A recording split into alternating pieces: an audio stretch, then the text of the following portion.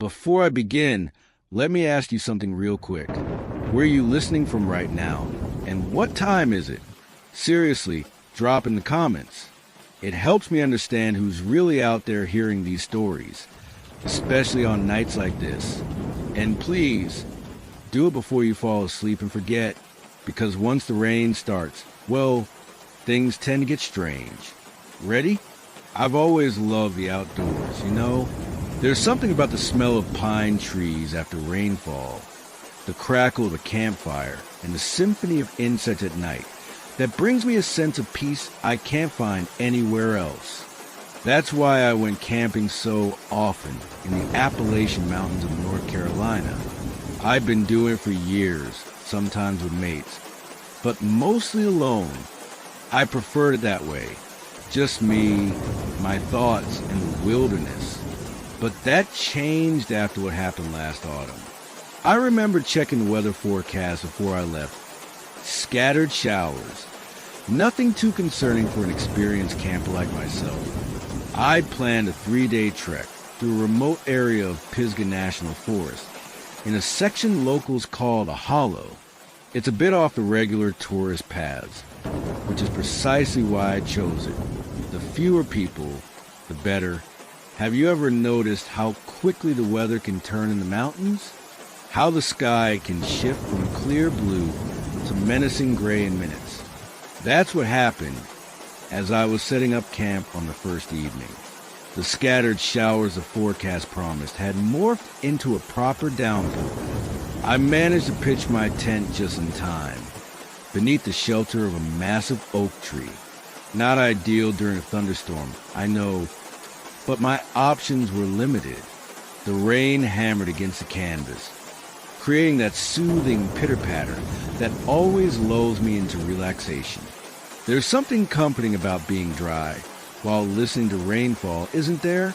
That feeling of safety juxtaposed with the wild elements just outside your shelter. As night fell, the temperature dropped significantly. I wrapped myself tighter in my sleeping bag, listening to the rain and the occasional rumble of distant thunder. Sleep came easily, as it often does when you spend the day hiking with a full pack. I'm not sure what time it was when I first heard it. Perhaps around 2 in the morning. A sound that didn't belong. Something between a whistle and a whine, barely audible above the rainfall. At first, I dismissed it as wind through the trees, or perhaps an animal seeking shelter from the storm. But then it came again, more distinct this time. A voice. Hello? Is anyone there? It was faint but unmistakably human. A woman's voice, I thought, though it was difficult to tell with the rain distorting the sound. Have you ever felt that immediate conflict between your instinct for self-preservation and your moral obligation to help someone in distress? That's what I felt in that moment. I sat up, my heart suddenly beating faster. Hello? I called back, unzipping my tent just enough to peer out into the darkness. The rain was coming down in sheets now. My torch beam cutting through it revealed nothing but glistening tree trunks and undergrowth. I pulled on my raincoat and boots, grabbed my torch, and stepped outside. Hello? Where are you? I shouted, louder this time. The rain ran down my face as I turned in circles, sweeping the torch beam across the surrounding forest. The light caught something, a flash of pale movement between trees about 30 yards away. I can see you. Are you all right? I called out, starting to move in that direction. No response came, but I could have sworn I saw movement again, further into the trees. Following my torch beam, I picked my way carefully over the wet ground, away from my campsite. I'm trying to help. I shouted, my voice nearly swallowed by a crack of thunder that seemed much closer than before. That's when I realized how far I'd wandered from my tent. The forest looked different in the darkness and rain. Trees I hadn't noticed before, terrain that seemed unfamiliar. A cold feeling that had nothing to do with the rain crept up my spine. Hello. I tried again, my voice smaller now. Over here. The voice came from behind me this time. Quiet, almost playful. I spun around, torch beam dancing wildly across the vegetation. Where? I can't see you. No answer came, just the relentless drumming of rain. I stood there for what felt like several minutes, water dripping from my hood, my boots sinking slightly into the increasingly muddy ground. My breathing had become shallow, my hands trembling slightly as I held the torch. I'm going back to my tent, I announced in the darkness, trying to keep my voice steady. If you need help, please come to my campsite. I have a first aid kit and dry clothes. I turned to head back, only to realize I wasn't entirely sure which direction my tent was. The rain had disorientated me, and in my haste to follow the voice, I hadn't been marking my path. No need to panic, I told myself. Just retrace your steps. But the ground was so wet now that any tracks I might have left were quickly being washed away. I picked a direction that felt right and started walking, moving my torch methodically from side to side, looking for anything familiar. The rain seemed to intensify, if that was even possible, until it became a roaring white noise all around me. After walking for what should have been more than enough distance to reach my campsite, I still hadn't found my tent. A tendril of panic began to curl in my stomach. Think, I muttered to myself. Think. I reached for my phone. No signal, of course, but I could at least use the compass app. That's when I noticed the battery was at 12%, much lower than it should have been. I could have sworn it was nearly full when I checked it before bed, using the compass. I oriented myself and chose a direction, moving with more purpose now. That's when I heard it again, the voice, but different now, no longer calling for help. Are you lost? It asked, closer than before. I whirled around, torch beam cutting through the rain. There, not 10 feet away, stood a figure. My light revealed a woman, or at least something that appeared to be a woman. She was dressed oddly for the weather, wearing what looked like a thin white dress, completely soaked through. Her dark hair hung in wet ropes around a pale face, but it was her eyes that made my blood run cold. They reflected my torchlight like an animal's would, gleaming an unnatural yellow-green. Who are you? I managed to ask, my voice barely audible over the rain. She tilted her head at an angle that seemed just slightly wrong, like a puppet with loose strings. I live here, she said simply.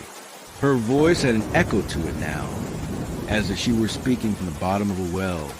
In the forest? I asked stupidly, taking an instinctive step backward. She smiled then, revealing teeth that seemed too numerous, too sharp. In the hollow, she corrected me.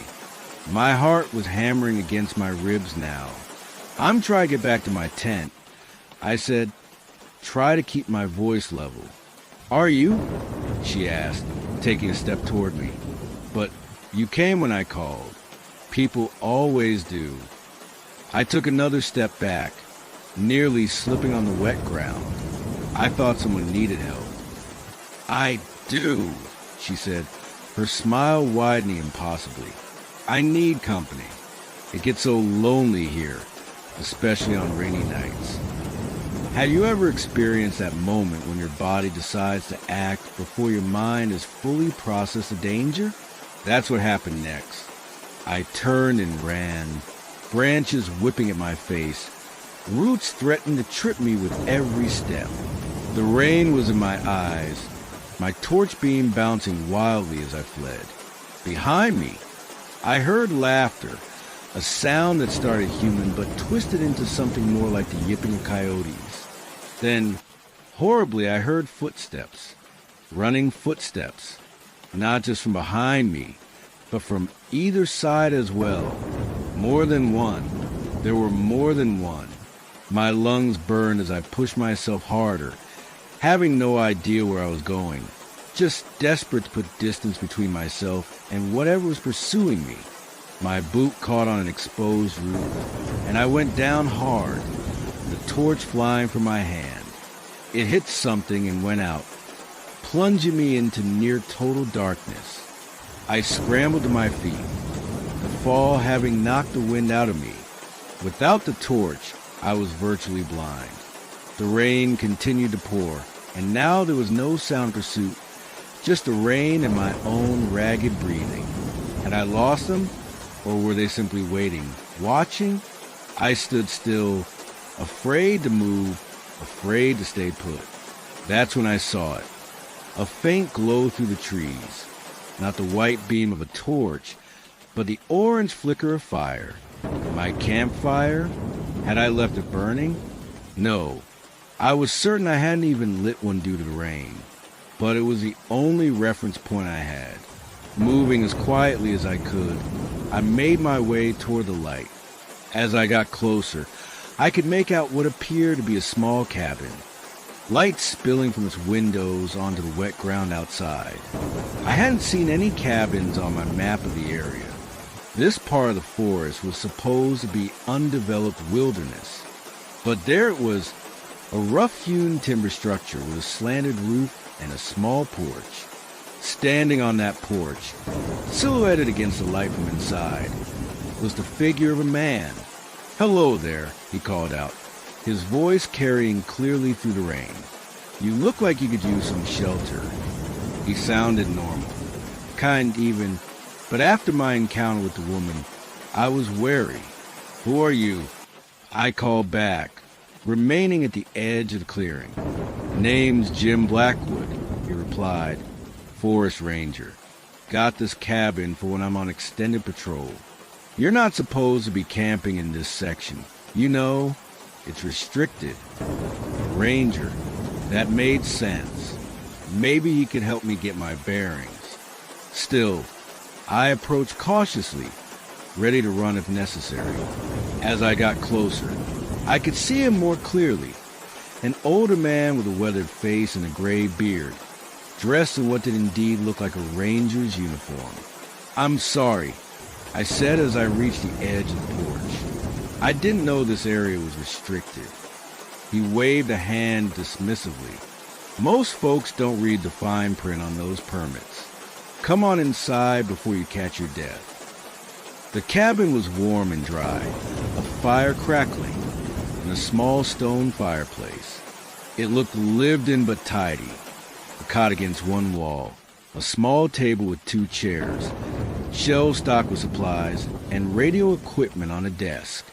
"Thank you," I said, the relief of being in shelter making my knees weak. I got lost in the storm. I thought I heard someone calling for help, and when I went to look, I couldn't find my way back to my tent. Jim's expression changed subtly. "You heard someone calling?" he asked, his tone carefully neutral as he handed me a towel. I nodded, drying my face. A woman's voice. He was quiet for a moment, then gestured to one of the chairs. "Sit down, son. I think we need to talk." My stomach tightened at his tone. "What is it?" Jim sank into the other chair with a heavy sigh. "You're not the first person to hear voices in the hollow during a rainstorm. The way," he said, it made the hairs on the back of my neck stand up. "What do you mean?" I asked, though part of me didn't want to know. "This area has history," he said, poking at the fire with an iron rod. "Bad history. Back in the 1920s, there was a small community living here. Mostly folks who want to be left alone. They kept to themselves, practiced their own traditions." "What kind of traditions?" I asked. Jim looked at me, his eyes reflecting the firelight, the kind that involved blood sacrifices on rainy nights. I felt a chill despite the warmth of the cabin. "The government eventually found out what was happening. and sent in law enforcement. There was resistance. It ended with the entire community being killed, men, women, children. That's horrible, I said. Yes, Jim agreed, but some say not all of them stayed dead, especially the women who led their ceremonies.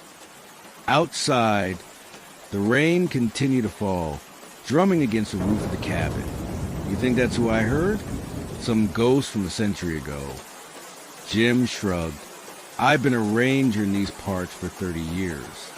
I've heard stories from hikers who got lost on rainy nights. Stories about women in white calling for help, leading them deeper into the hollow. Have you ever seen anything yourself? I asked. A strange look crossed his face. Once, he admitted, about 20 years ago, a night like this, I heard a woman singing. Followed the sound for what felt like hours. Found myself standing at the edge of a cliff I didn't know was there.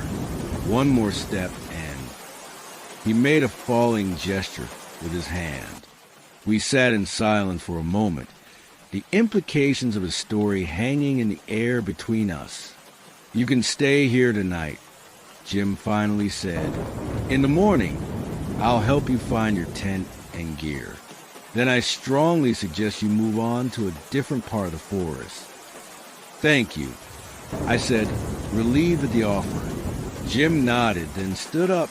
I need to check the radio for weather updates. Make yourself comfortable. As he moved to the desk with the radio equipment, I took the opportunity to look around the cabin more carefully. That's when I noticed something that made my blood freeze. On one of the shelves, partially hidden behind some books, was a photograph in a wooden frame. I could just make out what appeared to be a group photo, men and women in old-fashioned clothing, standing in front of a cabin that looked remarkably similar to the one I was sitting in. But that wasn't what caused my heart to start racing. It was the fact that, standing in the center of the group, was a man who looked exactly like Jim. Not just similar, identical. I quickly looked away when I heard him turning back from the radio. The storm's supposed to clear by morning, he said, returning to his chair. I nodded, trying to keep my expression neutral, while my mind raced. That photograph had to be from the 1920s, based on the clothing. It couldn't possibly be Jim, unless... No, that was ridiculous. I was letting his ghost story get to me. You mentioned this cabin is for extended patrols, I said, trying to sound casual. How long have you been stationed out here? Something flickered in Jim's eyes. Amusement? Caution? Oh, on and off for decades, he said vaguely. This particular stretch, about 3 weeks now. I nodded, as if this answer satisfied me. I must get lonely. You get used to it, he replied. Besides, I'm not always alone. The way he said that last part made my skin crawl. Oh, other rangers stay here too? I kept my tone light. Jim smiled, but it didn't reach his eyes. Something like that. The conversation lulled into an uncomfortable silence. Outside, I could hear the rain starting to ease slightly. I should probably try to get some sleep, I said, feigning a yawn. It's been quite a night. Jim nodded. You can use that cot. I'll keep watch by the fire. Keep watch? Against what? Thanks, I said, moving toward the cot. I sat down, not taking off any of my now mostly dry clothes or boots. I didn't plan on sleeping. Jim remained in his chair, staring into the fire. Eventually, I lay down and pretended to drift off, keeping my eyes nearly closed but still able to observe the cabin. I'm not sure how much time passed, maybe an hour, before Jim stood up quietly. He moved to the window, looking out into the night. Then, to my horror, he began speaking softly. She's here now, he whispered, though I couldn't tell if he was talking to himself or someone else. Just like you said she would be. My heart pounded so loudly I was afraid he would hear it. I kept my breathing deep and regular, maintaining the pretense of sleep. Jim moved away from the window and went to the shelf with a photograph. He picked it up, looking at it with what appeared to be reverence. "Almost a century," he murmured. "Almost enough sacrifices to bring you all back." Sacrifices. The word echoed in my mind, alongside the memory of the woman in white with too many teeth. I needed to get out of there. But how? Jim was between me and the door. The windows were small, but maybe I could fit through one of them. As if sensing my thoughts, Jim turned and looked directly at me. Our eyes met, and I knew my pretense of sleep was blown. "I see you're still awake," he said, his voice different now. Harder, colder. "Good. It's always better when they're conscious for the ceremony." I bolted upright, abandoning any pretense. What ceremony? Jim's smile was nothing like the friendly expression he'd worn earlier, the one that's been waiting for you since you entered the hollow. Outside, I could hear voices now, soft, singing voices, all women. The sound made my skin prickle. "You're one of them," I said, the truth dawning on me with horrible clarity. "From that community in the 1920s. "Very good," Jim said, setting down the photograph, "though we prefer the term congregation. And yes, I'm one of the few men who survived what your government did to us. I've been bringing us back, one by one, for decades. All it takes is blood on rainy nights." My eyes darted around the cabin, looking for a weapon, an escape route, anything. Jim noticed. "There's nowhere to run," he said calmly. "My sisters have surrounded the cabin. They've been waiting for you since you first heard their call." As if to confirm his words, pale faces appeared at the windows. Women with dark, wet hair and gleaming eyes pressing against the glass. In that moment, fear gave way to a surge of desperate energy. I lunged for the fire poker, grabbed it, and swung it at Jim's head in one fluid motion. He was faster than I expected. He dodged, the poker smashing into the shelf behind him, sending the photograph crashing to the floor. The glass shattered. Jim's face contorted with rage. "You'll pay for that," he snarled, advancing toward me. I brandished the poker between us. "Stay back." Outside, the singing had stopped. Instead, I could hear scratching sounds, nails or claws against the wooden walls of the cabin. Jim smiled, a terrible knowing expression. "They can smell your fear. It makes the sacrifice sweeter."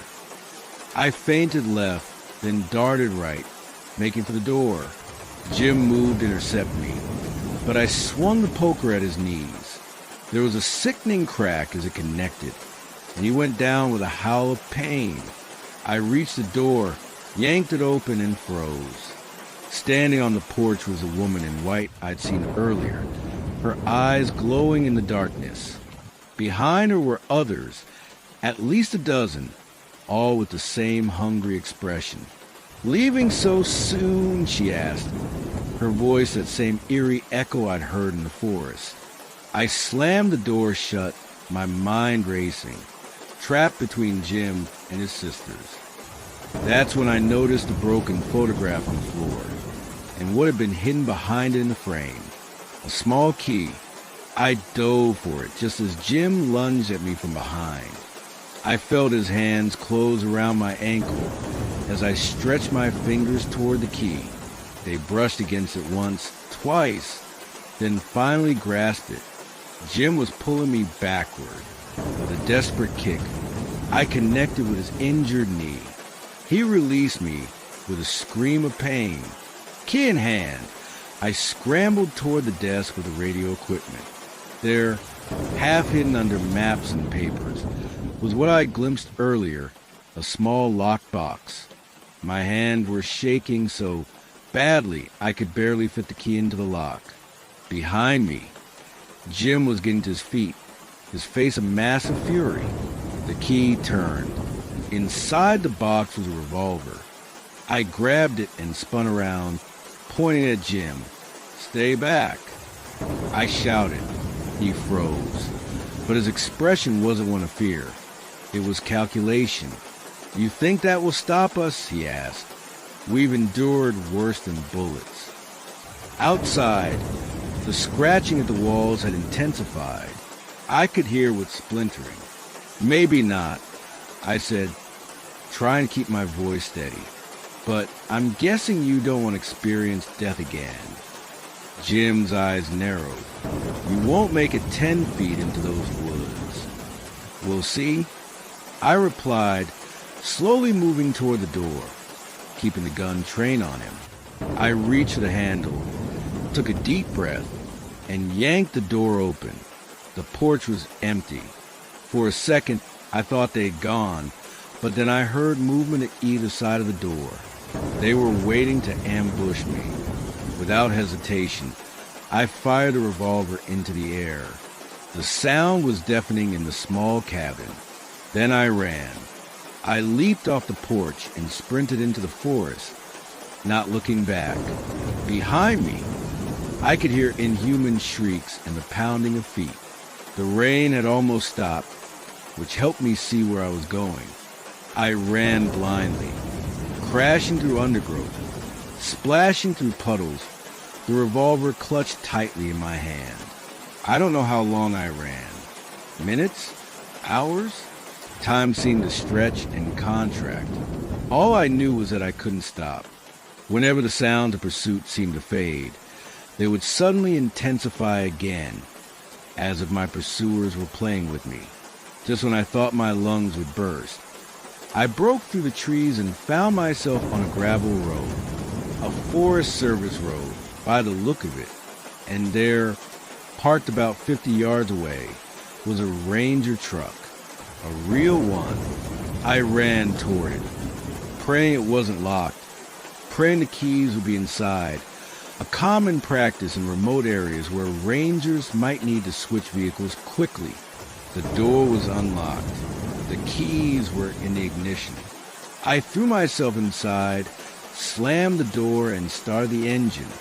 As the headlights came on, they illuminated figures emerging from the tree lean. Jim and his sisters, their faces contorted with rage. I floored the accelerator, the truck's tires spinning on the wet gravel before finding purchase. I sped away, watching the rearview mirror as the figures grew smaller, then disappeared. I drove until I reached a ranger station just after dawn. The real Rangers were confused and concerned by my story, especially when I showed them the revolver, an antique model, they said probably from the 1920s. They sent out patrols to the area I described, but they found no cabin, no Jim Blackwood, and no women in white. They did find my tent and gear, exactly where I'd left them, undisturbed by the storm or anything else. The Ranger suggested I become disoriented in the dark and rain, that perhaps I'd had a vivid nightmare after finding the old revolver somewhere in the forest. They pointed out that there was no record of a ranger named Jim Blackwood ever working in Pisgah National Forest. They were trying to be kind, I think, trying to give me a rational explanation I could live with. But they couldn't explain the photograph I had taken from the cabin before I fled. The one that had been hidden behind the broken frame. The one that shows Jim standing among his congregation in 1923, according to the date written on the back. The Rangers became very quiet when I showed them that. One of the older ones recognized the location, a place called Hollow Creek Settlement, which had indeed been the site of a government raid in the 1920s after reports of ritual killings. According to the official record, everyone in the settlement died during that raid. Everyone. I left North Carolina the next day and haven't been back since. I don't go camping anymore, especially not when rain is in the forecast, because on rainy nights, I sometimes hear singing outside my window, soft, distant women's voices calling my name. And sometimes, when I look at that photograph I took from the cabin, I swear the number of faces in it has increased. New figures at the edges, their features indistinct but gradually becoming clearer. One of them looks just like me. Do you hear that? The rain is getting heavier now. I should probably stop talking and make sure all my doors and windows are locked, because they're still looking for me, you see, still waiting for me to complete their ceremony, and I'm afraid they might have followed me to you.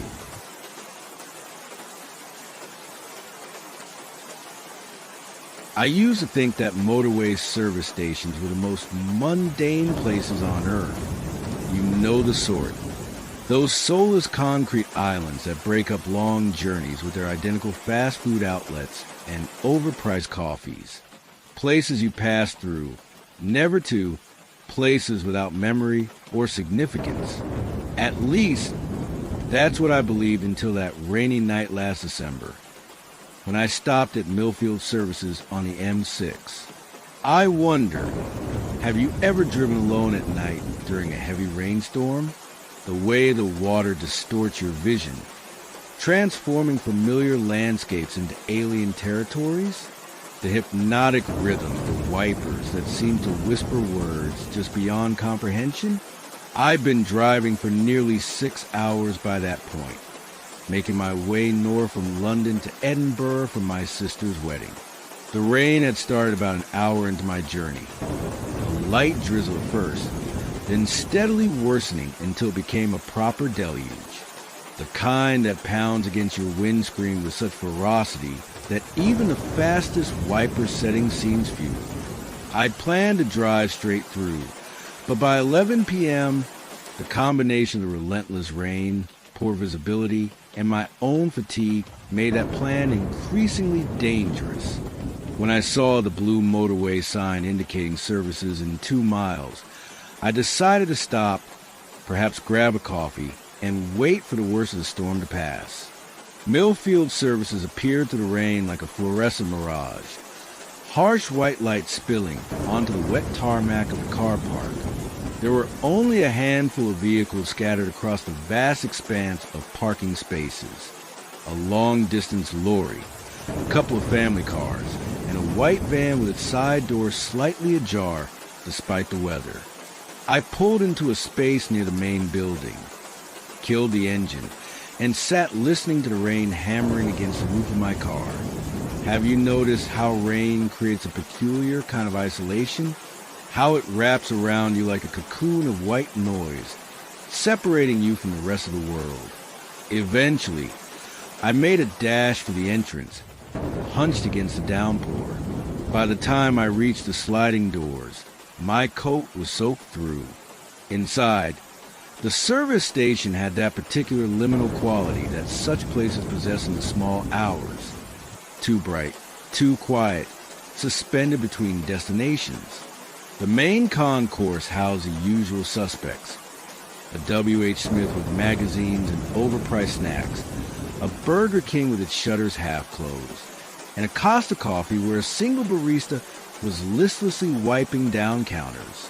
There were perhaps 5 other travelers scattered throughout the space, an elderly couple sharing a table and speaking in hushed tones, a businessman typing furiously on a laptop, a lorry driver nursing what must have been a cold cup of tea, and a woman standing by the window, staring out into the darkness, her reflection ghostly against the glass.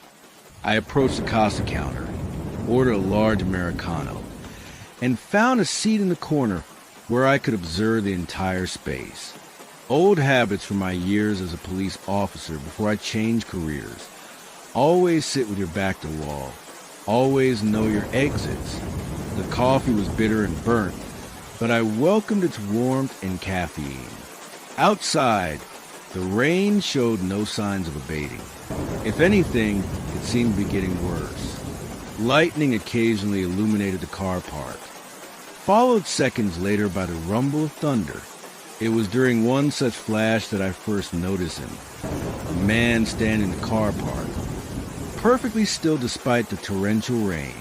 He was facing the building, though from my angle, I couldn't make out his features. Just a dark silhouette against the shimmering tarmac.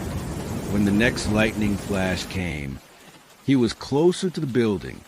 I straightened in my seat, a familiar prickle of unease traveling up my spine. Something about his stillness, his deliberate movements between the lightning flashes, triggered the instincts I developed during my years on the force. Nasty night to be standing outside. Came a voice from beside me. I turned to find the woman who had been staring out the window, now standing by my table. She was perhaps in her mid-40s, with dark hair streaked with premature gray, and eyes that seemed too large for her thin face. I was just thinking the same thing. I replied, gesturing to the empty chair opposite me. "Would you like to sit?" She hesitated for a moment before sliding into the seat. Up close, I could see how pale she was, the dark circles under her eyes suggesting prolonged sleeplessness. "I'm Claire," she said, extending a hand that felt ice cold when I shook it. "James," I replied. "Are you headed north or south?" "Neither. Both." A faint smile touched her lips. "I'm not really headed anywhere in particular." That struck me as odd. Who drives on a motorway in the middle of a storm without a destination?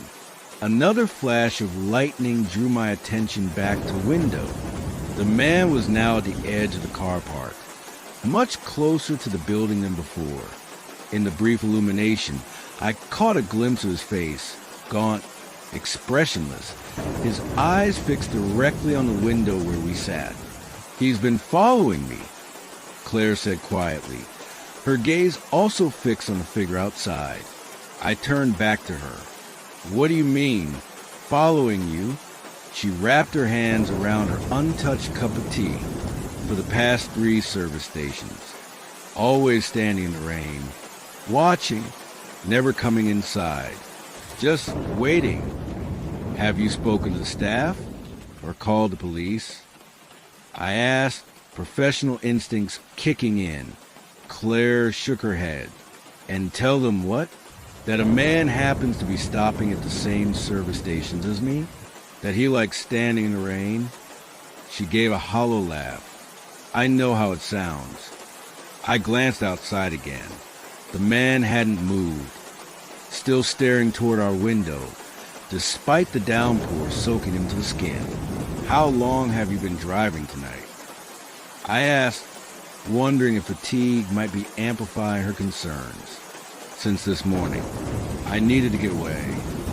She paused, seeming to debate whether to continue.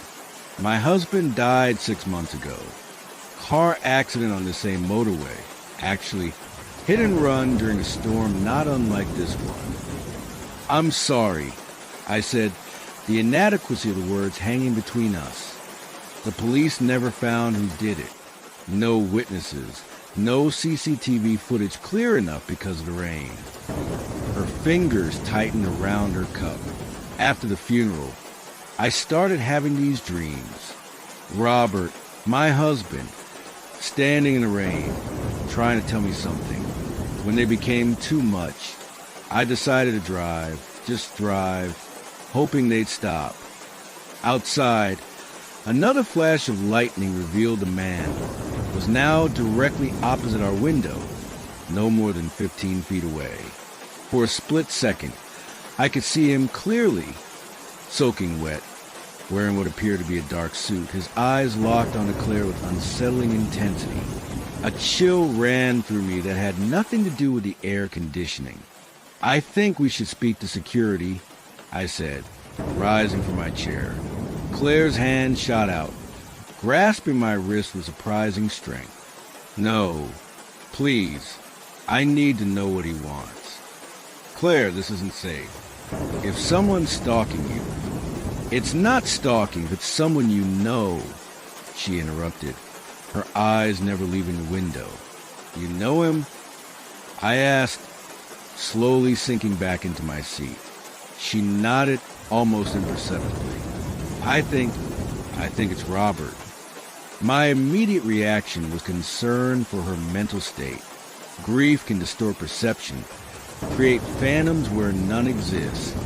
I'd seen it countless times during death notifications in my previous career. Claire, I said gently, your husband passed away. I understand how grief. I know what grief does. She cut me off, her voice suddenly sharp. I know what it feels like to wake up reaching for someone who isn't there anymore. To catch yourself setting 2 plates for dinner instead of 1. To forget, just for a moment, that they're gone. She leaned forward. This is different. Look at him. Really look. Another lightning flash. The man was still there, unmoved by the storm raging around him. Water streamed down his face like tears, his suit plastered to his frame. I've been driving for 3 days, Claire continued, her voice dropping to a whisper, stopping only when necessary. And he's been at every service station, standing just like that, never approaching, never speaking, just watching. I pulled out my phone. I'm going to take a picture the next time lightning strikes. Maybe that will help us see. It won't work, she said with certainty. I've tried. He never appears in photos. Despite her warning, I held my phone ready, waiting for the next flash. When it came, I snapped quickly, then looked down at the screen. The photo showed the car parked, the rain, the puddled tarmac. But where the man had been standing was nothing but empty space. I felt the hairs on the back of my neck rise. Told you, Claire said, a tremor in her voice. 3 days of this. Always watching, never captured. I've never been one for supernatural explanations in my police years. I'd seen how easy the mind can be tricked, how pattern recognition can create meaning from coincidence. But sitting there, looking at that empty space in my photograph where I knew a man had been standing, I felt my rational foundations begin to crack. What do you think he wants? I asked, surprised at myself with the question. It implied I believed her, that there was some spectral figure stalking her journey.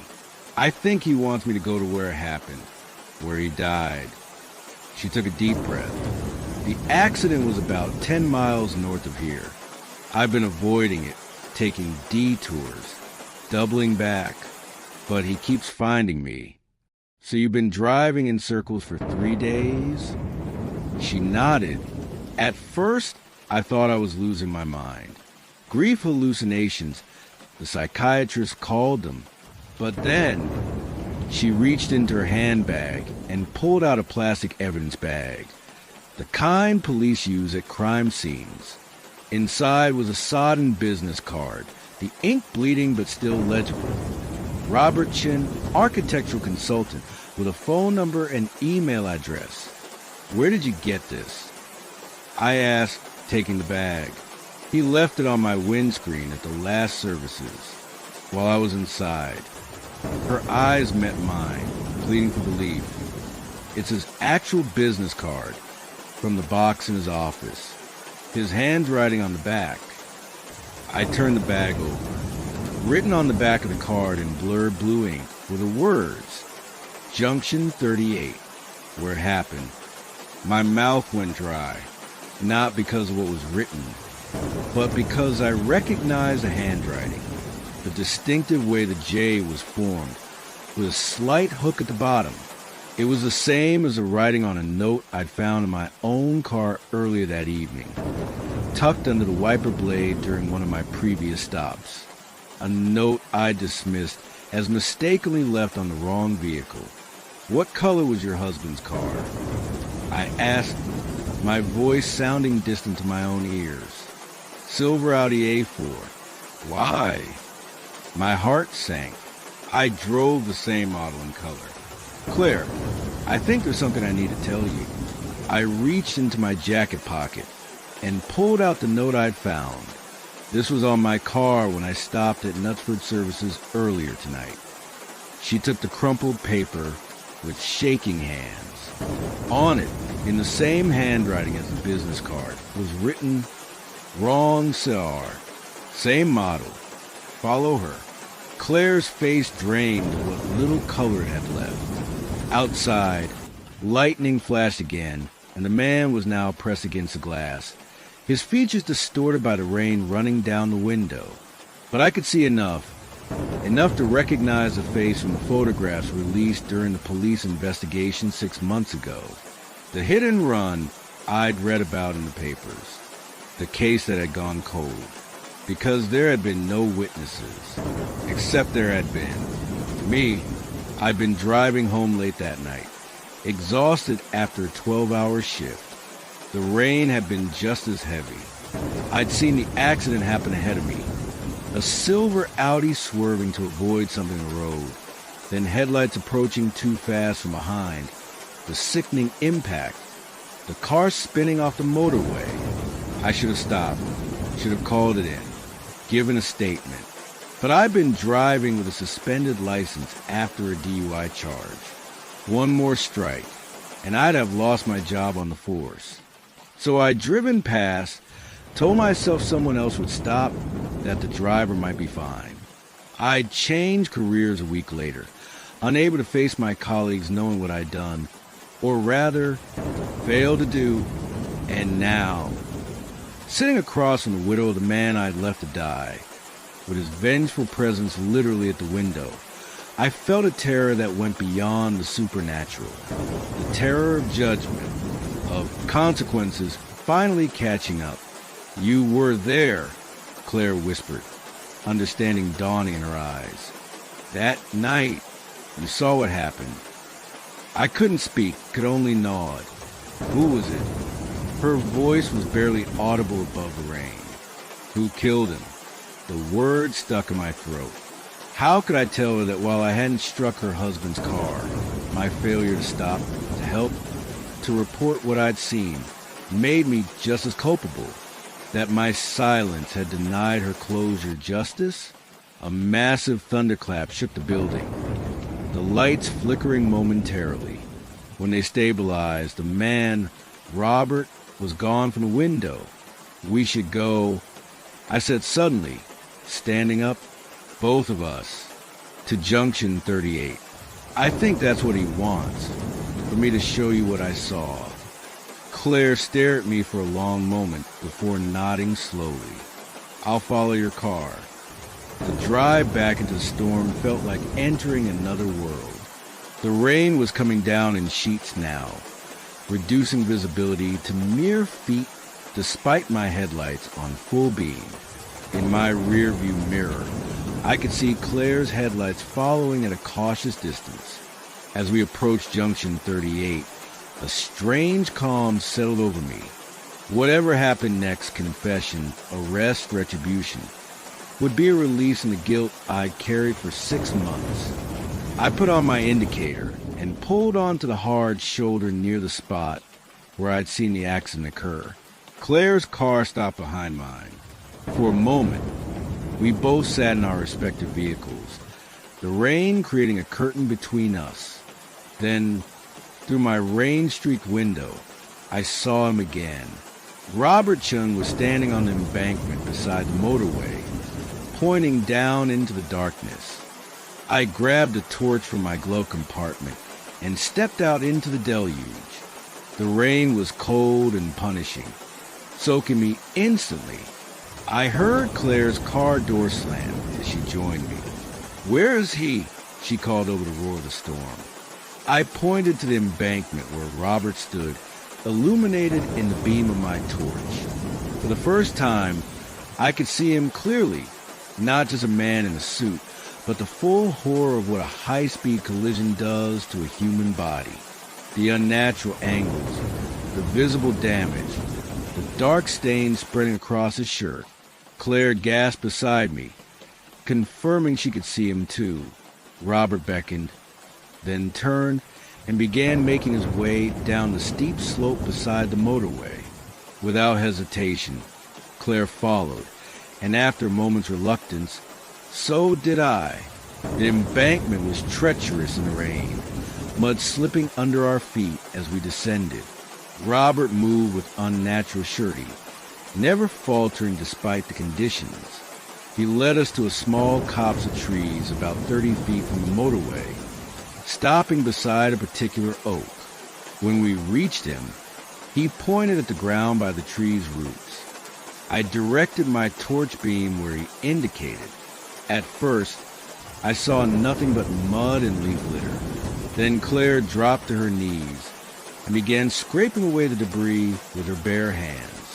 "Claire, will you help me?" she interrupted, her fingers already caked with mud. I knelt beside her, using my free hand to assist while trying to keep the torch beam steady.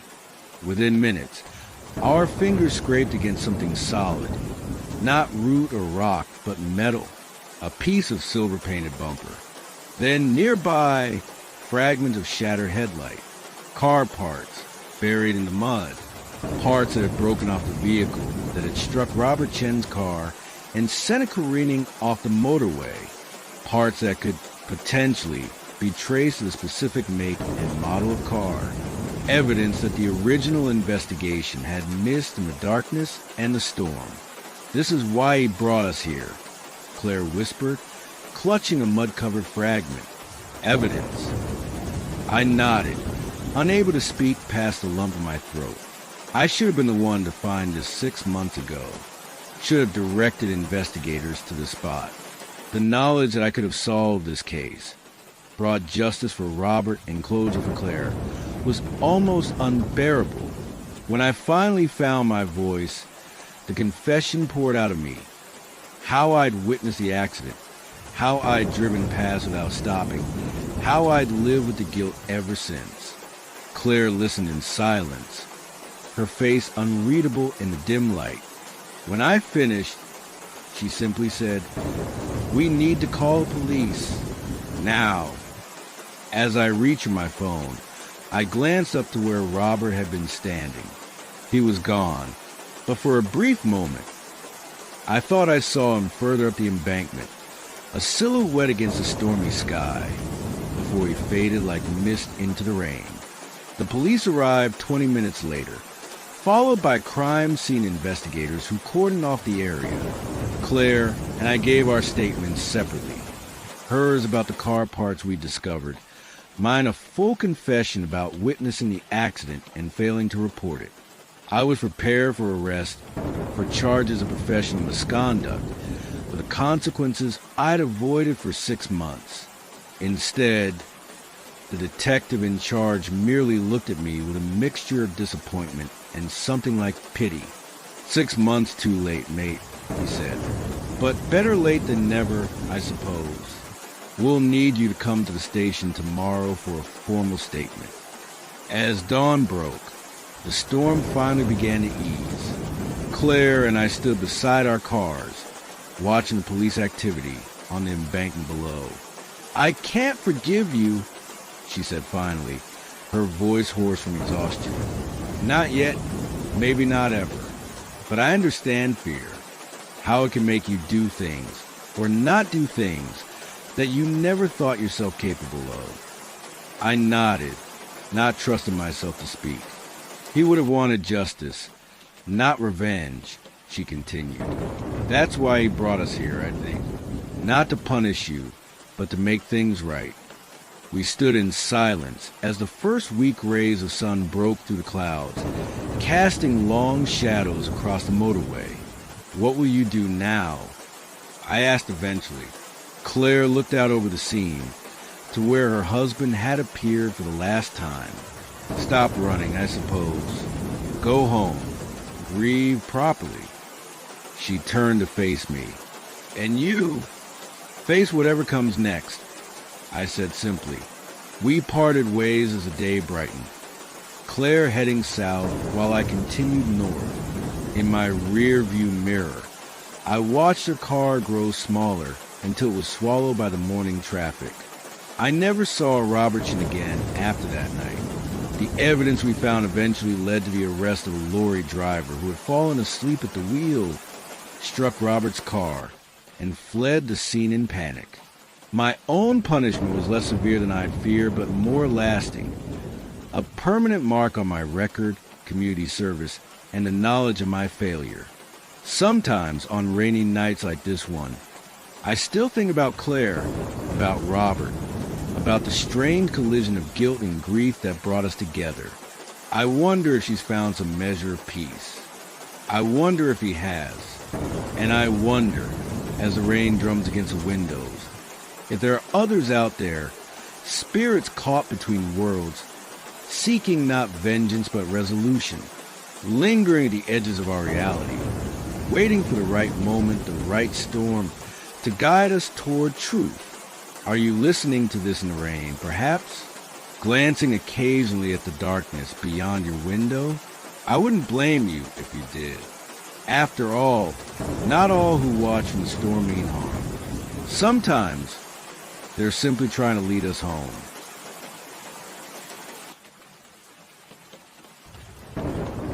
Have you ever noticed how the rain changes the world around you? The way it distorts familiar sounds, blurs defined edges, and transforms ordinary streets into glistening alien landscapes? I used to love the rain, the gentle patter against windows, the earthy scent rising from damp soil, the excuse to stay indoors with a book and a cup of tea. That was before the night I picked up the wrong radio. I suppose I should start at the beginning. I'm an antiques dealer by trade, specializing in vintage electronics, radios, record players, early television sets, that sort of thing. I've always had a fascination with these objects, these vessels that once brought voices and music into people's homes. There's something almost magical about them, don't you think? The way they connect us across distances, across time. 3 months ago, I attended an estate sale in a small village outside of Norwich. The deceased, an elderly gentleman named Edward Whitaker, had been something of a collector himself, with an impressive array of wireless sets dating from the 1920s through to the 1960s. His niece, eager to clear the house, had priced everything to sell. I arrived early, before the general public, having paid a premium for first access. The house was one of those grand Victorian affairs that had seen better days. Peeling wallpaper, worn carpets, the lingering scent of damp and something medicinal. The kind of place that whispers of decline and solitude. The collection was housed in what must have once been a drawing room. Dozens of radios arranged chronologically on tables and shelves.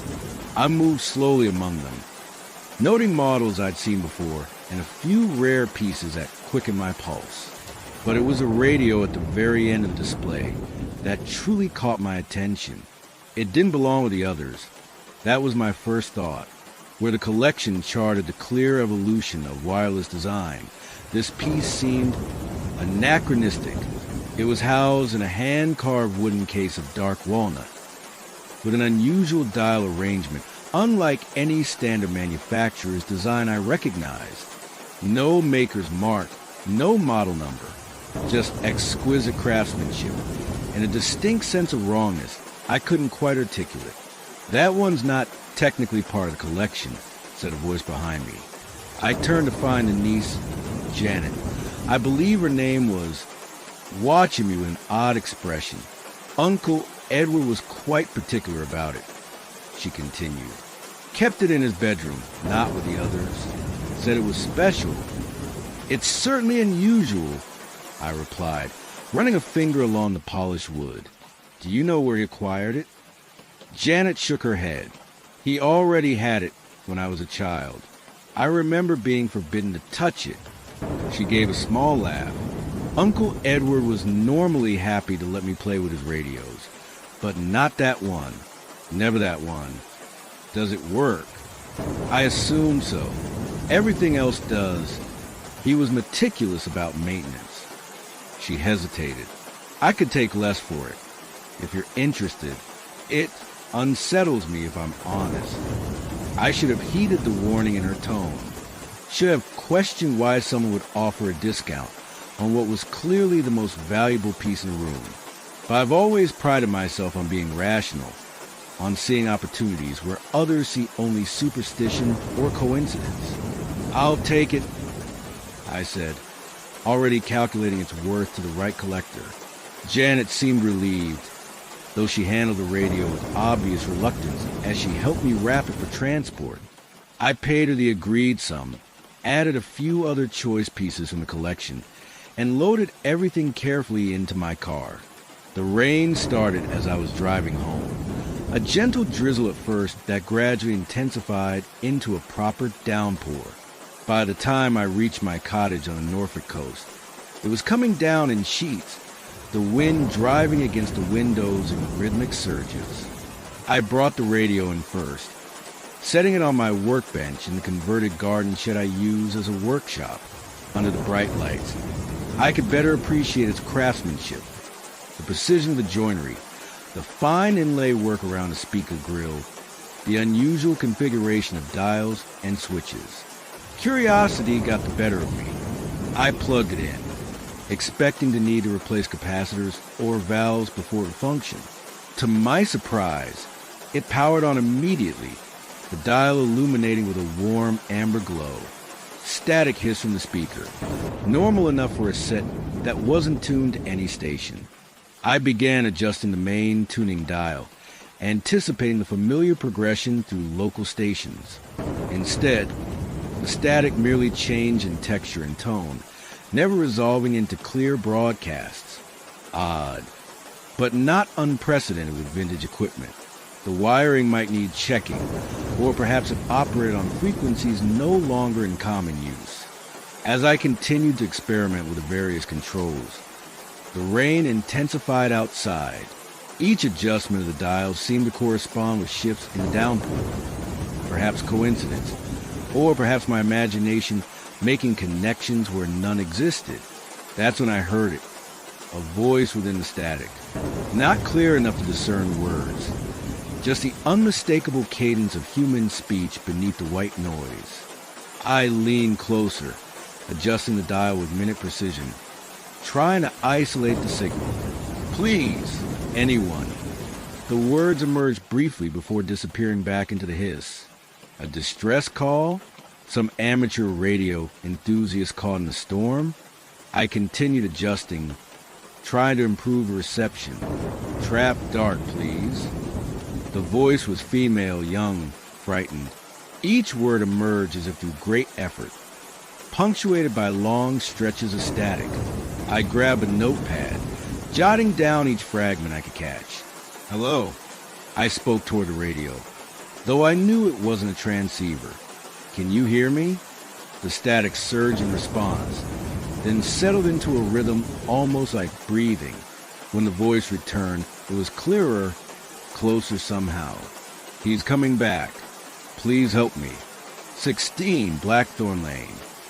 The address struck me like a physical blow. 16 Blackthorn Lane was less than a mile from my cottage, an abandoned property that stood empty for years following a fire. Local rumors spoke of tragedy, though the details varied with each telling. "Who is this?" I demanded, rational explanations rapidly dwindling. "How are you transmitting?" "He's coming," the voice whispered, suddenly so clear it might have been in the room with me. "I don't have much time. Please, 16 Blackthorn." The voice cut off abruptly, replaced by a burst of static, so loud I recoiled. Then silence. Complete silence, despite the dial still glowing amber, the radio still receiving power. Outside, the rain had stopped. I sat there for several minutes, trying to make sense of what I'd heard. The rational part of my mind offered explanations. Cross signals from a nearby transmitter, perhaps, or an elaborate prank by the previous owner. But something deeper, more instinctive, recognized a genuine terror in that voice. I checked the time, just past midnight. The sensible course would be to wait until morning. perhaps make inquiries about the history of 16 Blackthorn Lane in daylight. Instead, I found myself reaching for my coat and torch. The night was cool and damp in the aftermath of rain, the road glistening under the street lamps.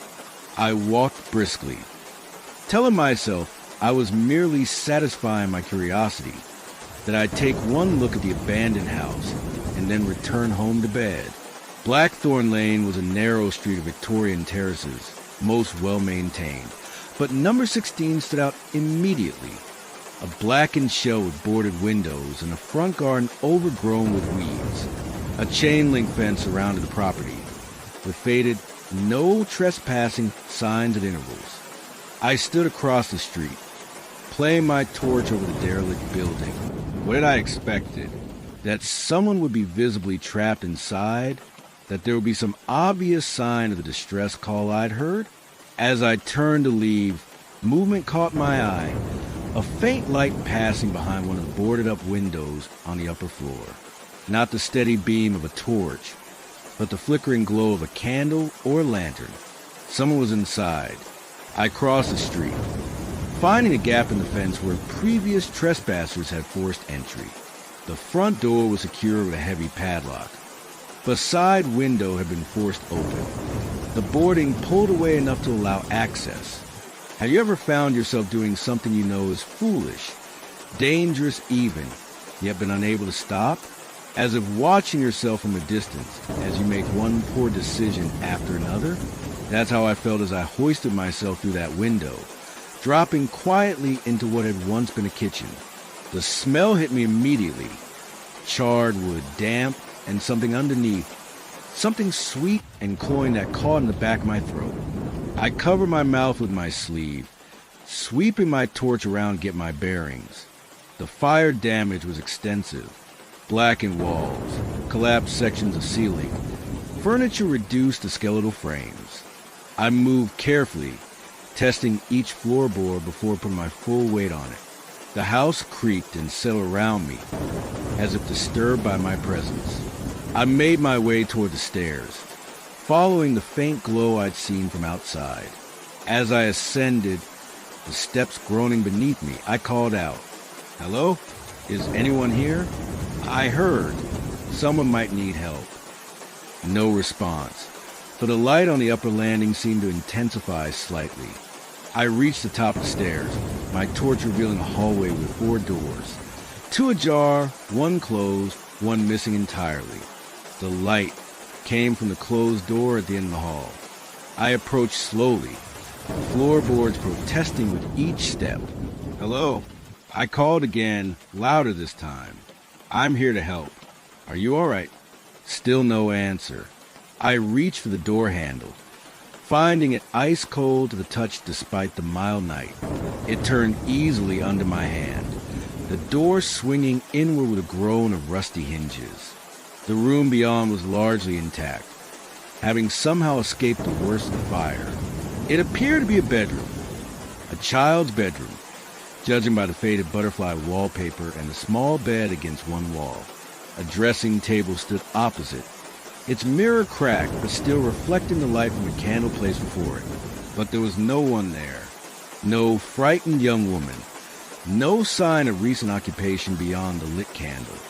I stepped inside, my confusion mounting. "Hello?" I tried once more, my voice sounding small in the empty room. The candle flame flickered as if in response, then steadied. In its meager light, I noticed something on the dressing table. A small handheld radio, similar to the kind used by children to play at secret communications. It was ancient, its plastic case yellow with age. I approached cautiously, torch beam fixed on the device. It wasn't connected to any power source, had no batteries that I could see, yet a small red light on its front panel glowed steadily. As I reached for it, a voice spoke from the doorway behind me. "You shouldn't have come here." I spun around, heart leaping into my throat. A figure stood in the doorway, a man tall and thin, his features difficult to discern in the poor light. He wore what appeared to be a caretaker's uniform, though of a decidedly old-fashioned cut. I'm sorry, I stammered, embarrassed of being caught trespassing. I thought someone might be in trouble. I heard. You heard Emily, he said flatly, through the radio. My blood ran cold. How could he possibly know that? Who are you? I asked, gripping my torch tighter, suddenly aware of how isolated we were. The caretaker, he replied, taking a step into the room. The candlelight threw his face into sharp relief, gaunt, deeply lined, with eyes that seemed to absorb light rather than reflect it. I look after this place. And Emily, is Emily your daughter? I asked, glancing around the room. Is she here? I heard her calling for help. A strange smile spread across the caretaker's face. Emily hasn't been here for 50 years. Not physically, at least. He gestured to the room around us. This was her room, before the fire. I felt a chill that had nothing to do with the night air. What happened to her? What do you think happened? His voice took on an edge. Her father locked her in, went out drinking, knocked over a lamp when he came home. The whole house went up while she was still trapped inside. The sweet, cloying smell I'd noticed earlier suddenly made terrible sense. I swallowed hard against rising nausea. Then how did I hear her? I asked, though part of me didn't want the answer. The caretaker moved further into the room, running a hand along the dressing table surface. Emily found ways to reach out, through electronics, primarily radios, televisions, telephones, but only during rainstorms. Something about the electromagnetic disturbance helps her make contact. He looked at me directly. You have one of the receiving sets, don't you? One of Edward's collection. I nodded slowly, pieces falling into place. You knew Mr. Whitaker? I guided him to create the receivers, showed him how to tune them to Emily's frequency. The caretaker's expression softened slightly. Edward was a good man, spent decades trying to help her. Help her do what? The caretaker sighed, looking suddenly tired. Move on. Find peace. But she can't. Not while he still holds her here. He? Her father? I asked, though even as I spoke, I noticed the caretaker's uniform seemed to be changing, morphing into something else. Casual clothes, stained and worn. His face, too, was shifting, becoming younger, harsher. Not her father, he said, his voice dropping to a growl. Me.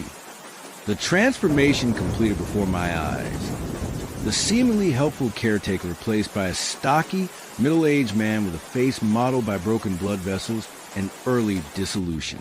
The face of a heavy drinker, a violent man. I couldn't finish the sentence. Her father? Yes. He smiled, revealing tobacco-stained teeth. The caretaker act works better for bringing people in. The concerned authority figure, trying to help, more effective than appearing, as I really am. I backed away, bumping into the dressing table behind me. Why did you lure me here? I didn't. Emily did. He stepped closer.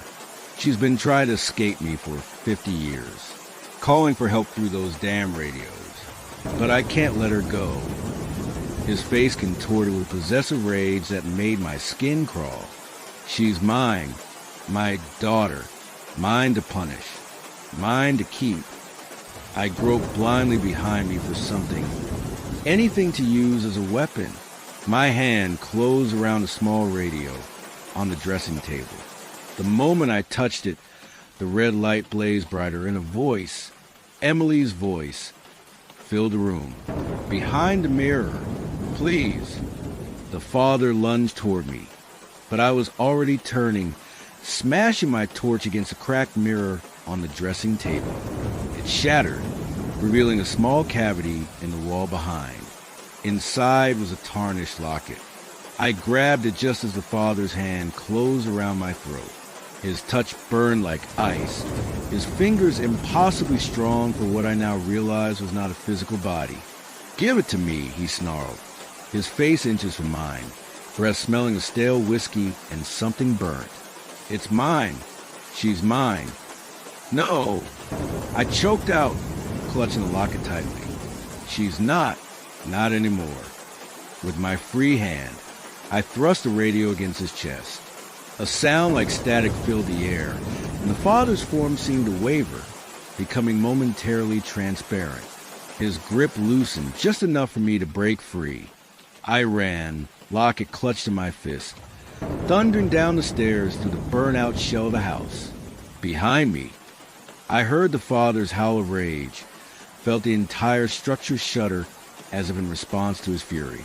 I didn't stop running until I reached my cottage, slamming the door behind me and collapsing against it, lungs burning, legs trembling. For several minutes, I simply sat there, trying to process what had happened, what I'd seen. Eventually, I unclenched my fist, examining the locket I'd taken. It was silver, tarnished almost black with age and smoke damage. The catch was melted shut, but something shifted inside when I shook it gently, like a small photograph, perhaps. I placed it carefully on my kitchen table, then went to fetch the radio. The one I'd purchased earlier that day, though it felt like a lifetime ago now. I set it beside the locket, not entirely sure what I was expecting to happen. For a long moment, nothing did. Then, as if on cue, rain began to fall outside, gentle at first, but quickly building to a steady downpour. The radio switched on by itself, the dial glowing that same amber hue. Static hissed from the speaker. "Emily?"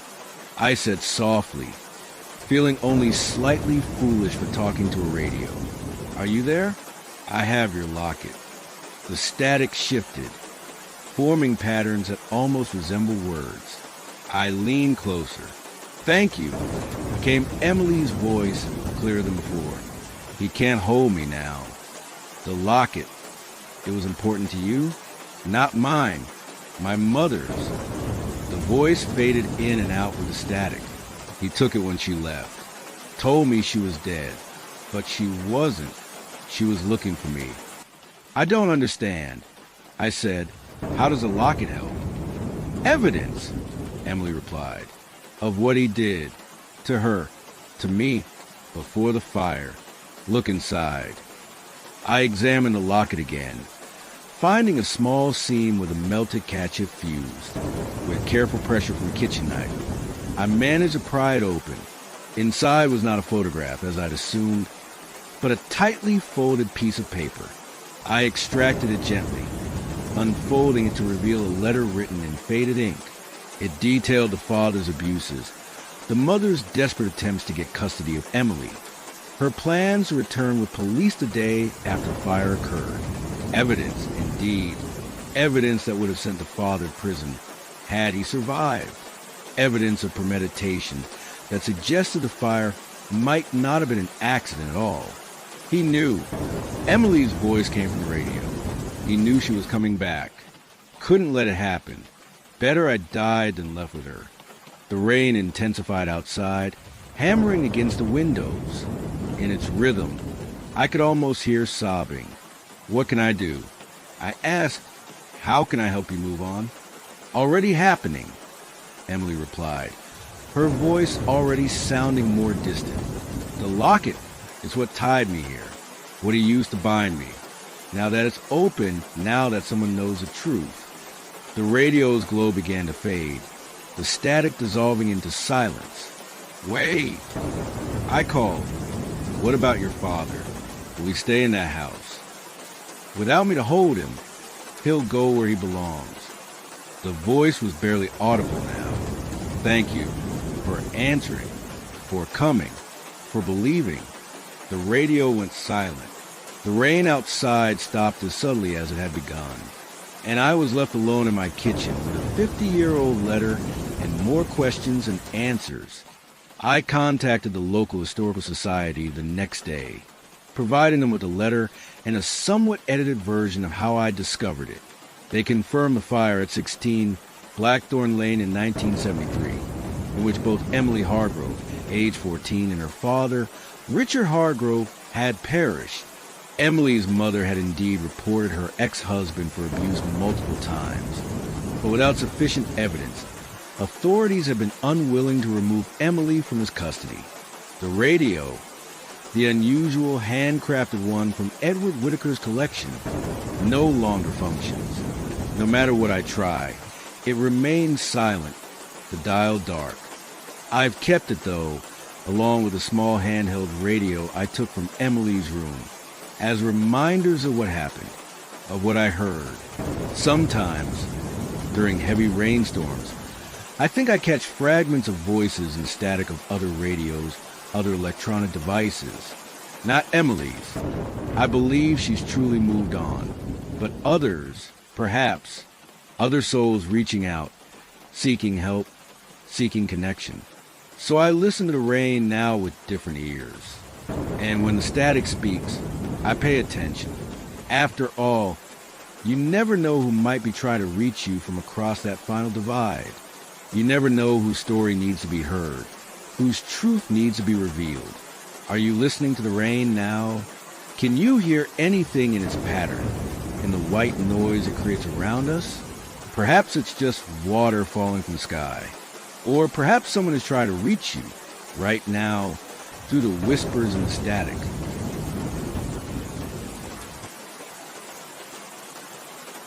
Do you ever feel like you're being watched when you drive alone at night?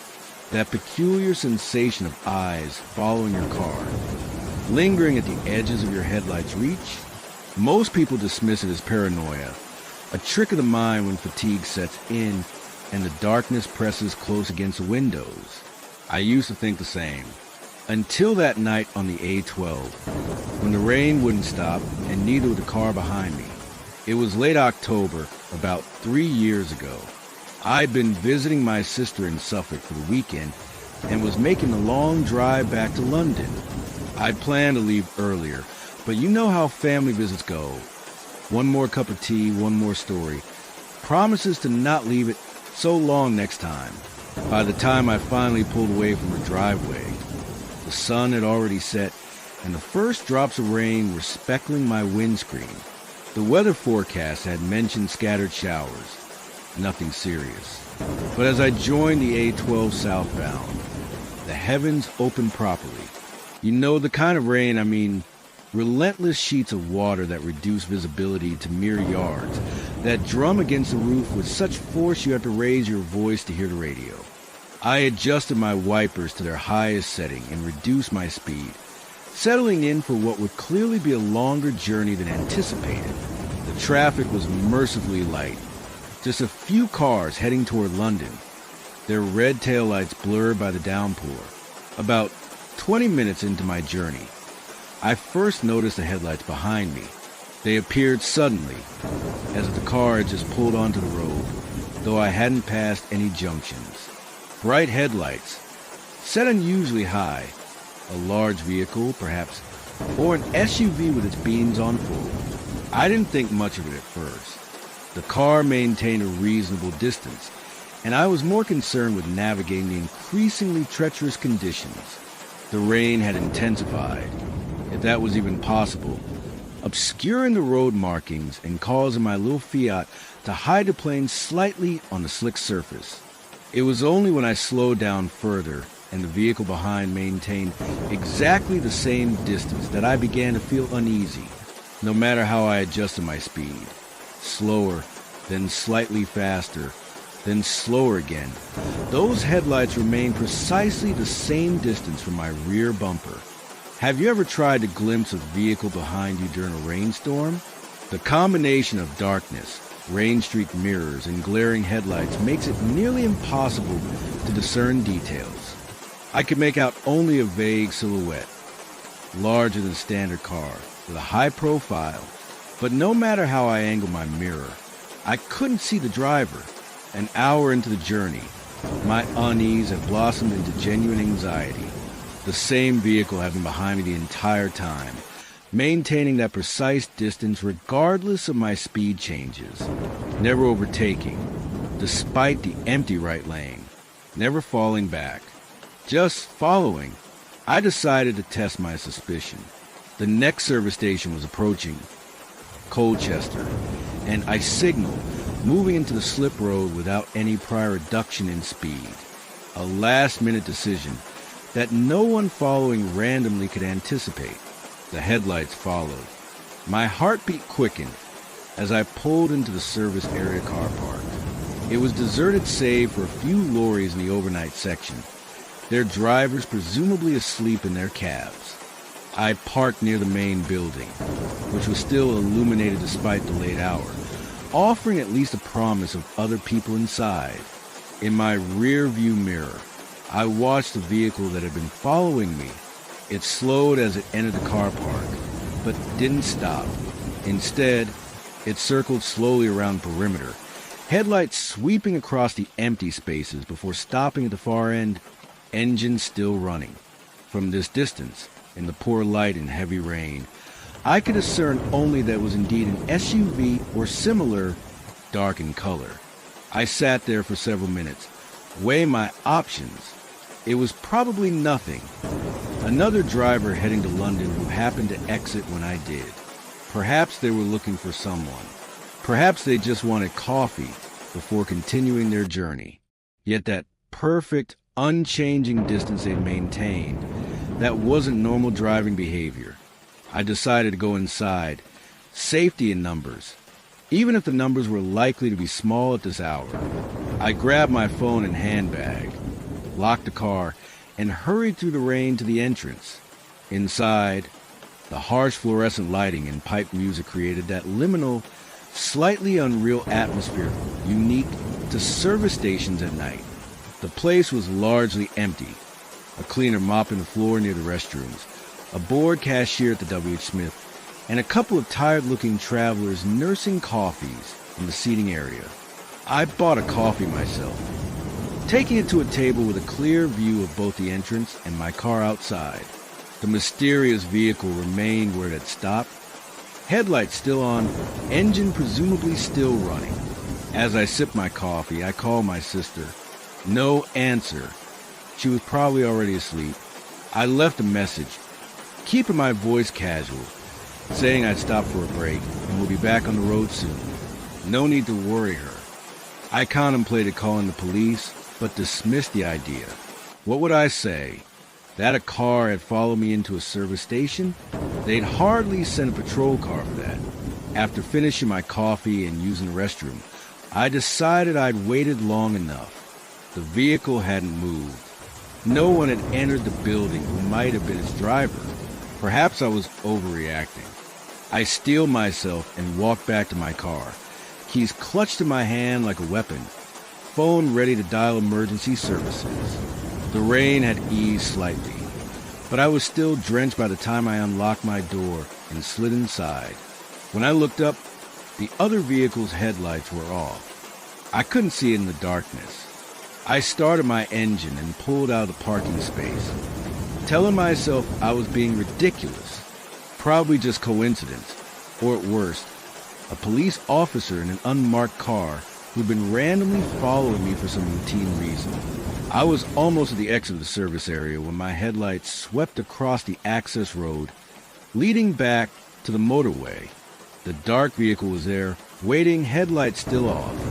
As I approached, they suddenly blazed alight, momentarily blinding me. I caught a glimpse of the vehicle now. A black Range Rover, older model, its windows tinted so darkly they appeared opaque. As I passed, it pulled out behind me. No coincidence now. I was being followed deliberately and persistently. My hands tightened on the steering wheel as I accelerated back onto the A12. The rain had picked up again, hammering against the car. I reached for my phone, intending to call emergency services, only to discover it had no signal. Not unusual on this stretch of road, especially in poor weather, but the timing couldn't have been worse. The Range Rover was close behind me now, closer than before, its headlights filling my mirrors with harsh white light. I pressed my foot down harder on the accelerator, pushing my little car to speeds it wasn't comfortable with on the wet road. The Range Rover matched my pace effortlessly. I tried to focus on reaching the next populated area. Chelmsford was about 20 minutes ahead if I maintained this speed. Somewhere with people, with CCTV, with police if necessary. That's when I noticed something odd about the headlights behind me. They seemed to be higher than before, as if the vehicle had somehow grown taller. And the light itself had taken on a strange quality, slightly blue tinged, with a pulsating rhythm that made my eyes hurt if I looked at it too long in the mirror. As I watched, transfixed despite myself, the headlights changed again, separating, multiplying, until it seemed like I was being followed not by one vehicle, but by 3 or 4, all with the same eerie blue-white lights. I blinked hard, convinced it must be fatigue or the rain playing tricks with my vision. When I looked again, it was just a Range Rover once more, but impossibly close now, only feet from my bumper. I swerved slightly, fear making my movements jerky. The Range Rover swerved with me, mirroring my movement exactly. Then it accelerated suddenly, pulling alongside me in the outside lane. Now, finally, I would see the driver, would know who had been following me all this time. I turned my head, squinting through the rain-blurred passenger window. The Range Rover's window was down, despite the downpour, but where a driver should have been, there was only darkness, profound absence that seemed to swallow the light from my car.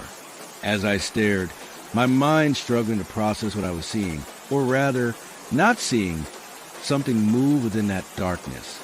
Something that caught the faint light from my dashboard and reflected it back with pale, opalescent gleam. Eyes, 3 pairs of them, arranged vertically where a human face should be. I jerked my gaze back to the road with a cry of alarm, my car swerving dangerously. When I dared look again, the Range Rover had dropped back, resuming its position behind me. I was shaking now, my breath coming in quick, shallow gasps. What I'd seen or thought I'd seen couldn't be real. A trick of the light. A hallucination brought on by fatigue and anxiety. There were no such things as monsters driving Range Rovers on the A12, yet the vehicle remained behind me, its presence undeniable. The next exit was 2 miles away, according to a sign that flashed past. Not Chelmsford yet, but somewhere, anywhere, off this increasingly nightmarish road. I flicked my indicator on at the last possible moment and wrenched the steering wheel, taking the exit at a speed that set my car lurching alarmingly. The Range Rover followed, still maintaining that same precise distance. The exit led to a B-road, narrower and less well-lit than the A12. Trees crowded close to the tarmac on both sides, their branches forming a tunnel that seemed to swallow my headlights. The rain, if anything, was even heavier here, creating a curtain of water that my wipers struggled to clear. I didn't know where this road led. My Saturn AV was trying to recalculate, the screen flickering as it searched for a signal. All I knew was that I needed to find people, civilization, safety. After several minutes of increasingly anxious driving, lights appeared ahead. The scattered illumination of a small village. Hope surged within me. Surely here I could find help, or at least witnesses. The village was tiny, just a main street with a handful of cottages, all dark at this hour. The only establishment showing any signs of life was a pub at the far end. A few cars parked outside, warm light spilling from its windows. I pulled up directly in front of the door, not caring about parking regulations. The Range Rover had vanished from my mirrors, perhaps unwilling to follow me into even this limited public space. The pub was called the Black Hound, its sign depicting a spectral canine with glowing eyes. Under other circumstances, I might have found it quaintly atmospheric. Now, it struck me as unpleasantly apt. I hurried inside, the warmth and noise washing over me like a wave. It wasn't busy, just a few locals at the bar, a couple in a corner booth, and an elderly man nursing what looked like whiskey near the fireplace. All eyes turned to me as I entered, dripping rainwater onto the worn wooden floor. "You all right, love?" the bartender asked, a middle-aged woman with concerned eyes. "You look like you've seen a ghost." I managed a weak smile. Just got a bit lost in the storm, and I think someone's been following me on the road. The pub fell silent, conversations halting mid-sentence. The bartender's expression changed, concern deepening to something like alarm. "Following you? On the road from where?" she asked, her voice carefully neutral. "The A12, I replied. I was driving from Suffolk. Black Range Rover. Kept pace with me for miles. The elderly man by the fireplace made a sound. Not quite a laugh, not quite a cough.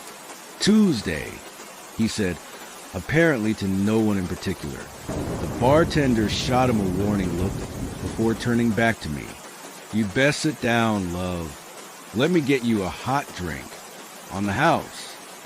I settled at a table near the fire, grateful for its warmth. The elderly man was watching me openly now, his rheumy eyes never leaving my face, as the bartender brought me a steaming mug of tea laced with something stronger. "This'll help with the shock," she said, then hesitated. "Look, don't mind old Tom. He gets notions." What did he mean? Tuesday? I asked, wrapping my cold hands around the mug. She sighed, glancing at the old man. Local superstition. Nothing to worry about. But old Tom had risen from his seat and was making his way over, moving with the careful deliberation of the very elderly, without invitation. He lowered himself into the chair opposite mine. "Every Tuesday night when it rains," he said, his voice surprisingly strong for someone of his apparent age. "Been happening since I was a boy. Black car follows travelers on the A12. Different makes over the years. Mind you, used to be a Daimler in my day. Now you say it's a Range Rover. Moving with the times, I suppose." The bartender made an exasperated noise. "Tom, don't be filling her head with that old nonsense. She's had a fright." "It's not nonsense if it's happening to her, is it, Mary?" he retorted, then turned back to me. "Did you see the driver?" I hesitated, reluctant to describe what I glimpsed in the Range Rover's window. Even the warmth of the pub, with other people around me, it seemed too fantastical, too unsettling. "No, I lied. The windows were too dark." Old Tom nodded slowly, as if my answer confirmed something. That's usually how it starts. You don't see them properly until they've decided. Decided what? I asked, despite myself, whether you're the one they're looking for. He leaned forward, lowering his voice. "Local legend says they're collecting, gathering up certain souls that belong to them. Made deals, you see, long ago. Now payments due." "Tom," bartender Mary snapped, "that's enough.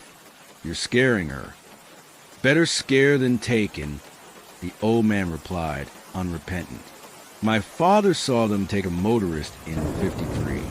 Poor soul's car was found empty on the road, engine still running." Mary placed a firm hand on Tom's shoulder. "I think you've had enough for tonight, Tom. Penny will be wondering where you are." The old man allowed himself to be guided back to his original seat, muttering what sounded like a prayer under his breath. Mary returned to me, her expression apologetic. "I'm sorry about that. Tom loves an audience for his ghost stories. The black car is just local folklore, been around for generations. Nothing to worry about." But her eyes kept darting to windows, where the rain continued to lash against the glass, and I couldn't help but notice how the other patrons were studiously avoiding looking in my direction. "Does the story mention what happens to the people who are taken?" I asked, keeping my voice low. Mary hesitated. "It's just a story," she said finally. "But they say those who are taken drive the roads forever after, following the car that took them, becoming part of its collection." A chill ran through me that had nothing to do with my damp clothes. "How do you avoid being taken?" I asked, no longer caring if I sounded foolish. It was old Tom who answered from across the room, his hearing apparently better than his age would suggest. You don't drive on Tuesday nights when it's raining, and if you must, you don't drive alone. Mary shot him another warning look before turning back to me. Look, you're welcome to wait out the storm here. We close in an hour, but I can call you a taxi to the nearest hotel if you'd rather not drive tonight. I check my phone. Still no signal, and the thought of getting back into my car, alone on those dark roads, was suddenly unbearable. A taxi would be great, thank you, I said. Mary nodded and moved to a landline behind the bar. I heard her asking for a taxi to come to the Black Hound, heard her frown and say, "What do you mean? You won't send a car here tonight?" We've a stranded young woman.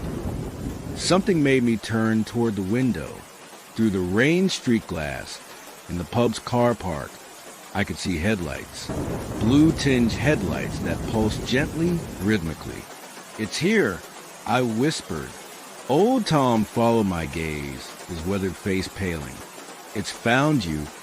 Mary hung up the phone, her expression troubled. "Taxi company won't send anyone. Says there's a weather warning for the area."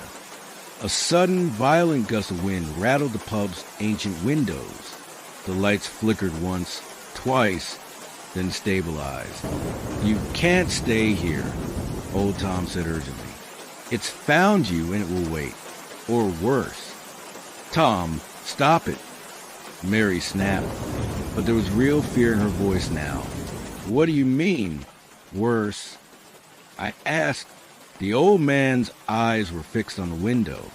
"Sometimes, when it can't get to the one it wants, it takes others instead. Makes do like." As if to punctuate his words, the pub's lights went out, plunging us into darkness broken only by the glow of the fire and the blue-white glare of the headlights outside. Panic erupted, chairs scraping, voices raised in alarm. Mary was trying to restore order, promising the power would come back soon. In the confusion, Old Tom gripped my wrist with surprising strength. "Storage room, behind the bar," he hissed. "There's a back door that leads to the lane behind. My cottage is the third on the left, red door. Go there and wait. My Penny will let you in. I'll follow when I can. But go now while it's distracted." I didn't wait to be told twice. In the darkness and confusion, I slipped behind the bar and found the door he'd mentioned. It opened onto a small storage room, stacked with crates of alcohol. At the far end was another door, presumably leading outside. As I reached for the handle, I heard a sound from the pub proper. Not the expected commotion of people in a power outage, but a sudden, deathly silence, followed by a collective intake of breath, then screams. Horrible, terrified screams. I wrenched the door open and burst out into the rain. Behind me, the screams intensified, then cut off with a horrible abruptness. I didn't look back, didn't pause. I ran down the narrow lane behind the pub, rain blinding me, heart pounding in my ears. Third cottage on the left, red door. I repeated it like a mantra as I ran. The lane was dark, the cottages on either side mostly silent and shuttered. I counted as I passed them. 1, 2 there. The door was indeed red, visible even in the gloom.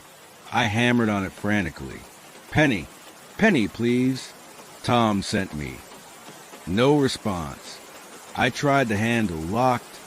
I pounded again, panic rising as I glanced back the way I'd come. The lane remained empty, but I could hear something, a low, humming sound, like an engine but not quite, growing steadily louder. "Please," I cried, desperation overwhelming propriety. "Anyone." The door opened suddenly, revealing a tiny elderly woman in a dressing gown, her white hair in disarray. "What's all this racket?" she demanded, then saw my face. "Oh, dear Lord, you're the one Tom called about. He told me to come here." I gasped. Something, Something happened at the pub. Penny's face drained of color, but she stepped aside. Come in quickly. I slipped past her into a small, cluttered front room. Penny secured the door behind me. Not just a lock, but a heavy bolt and a chain. What's happening? I asked, my voice trembling.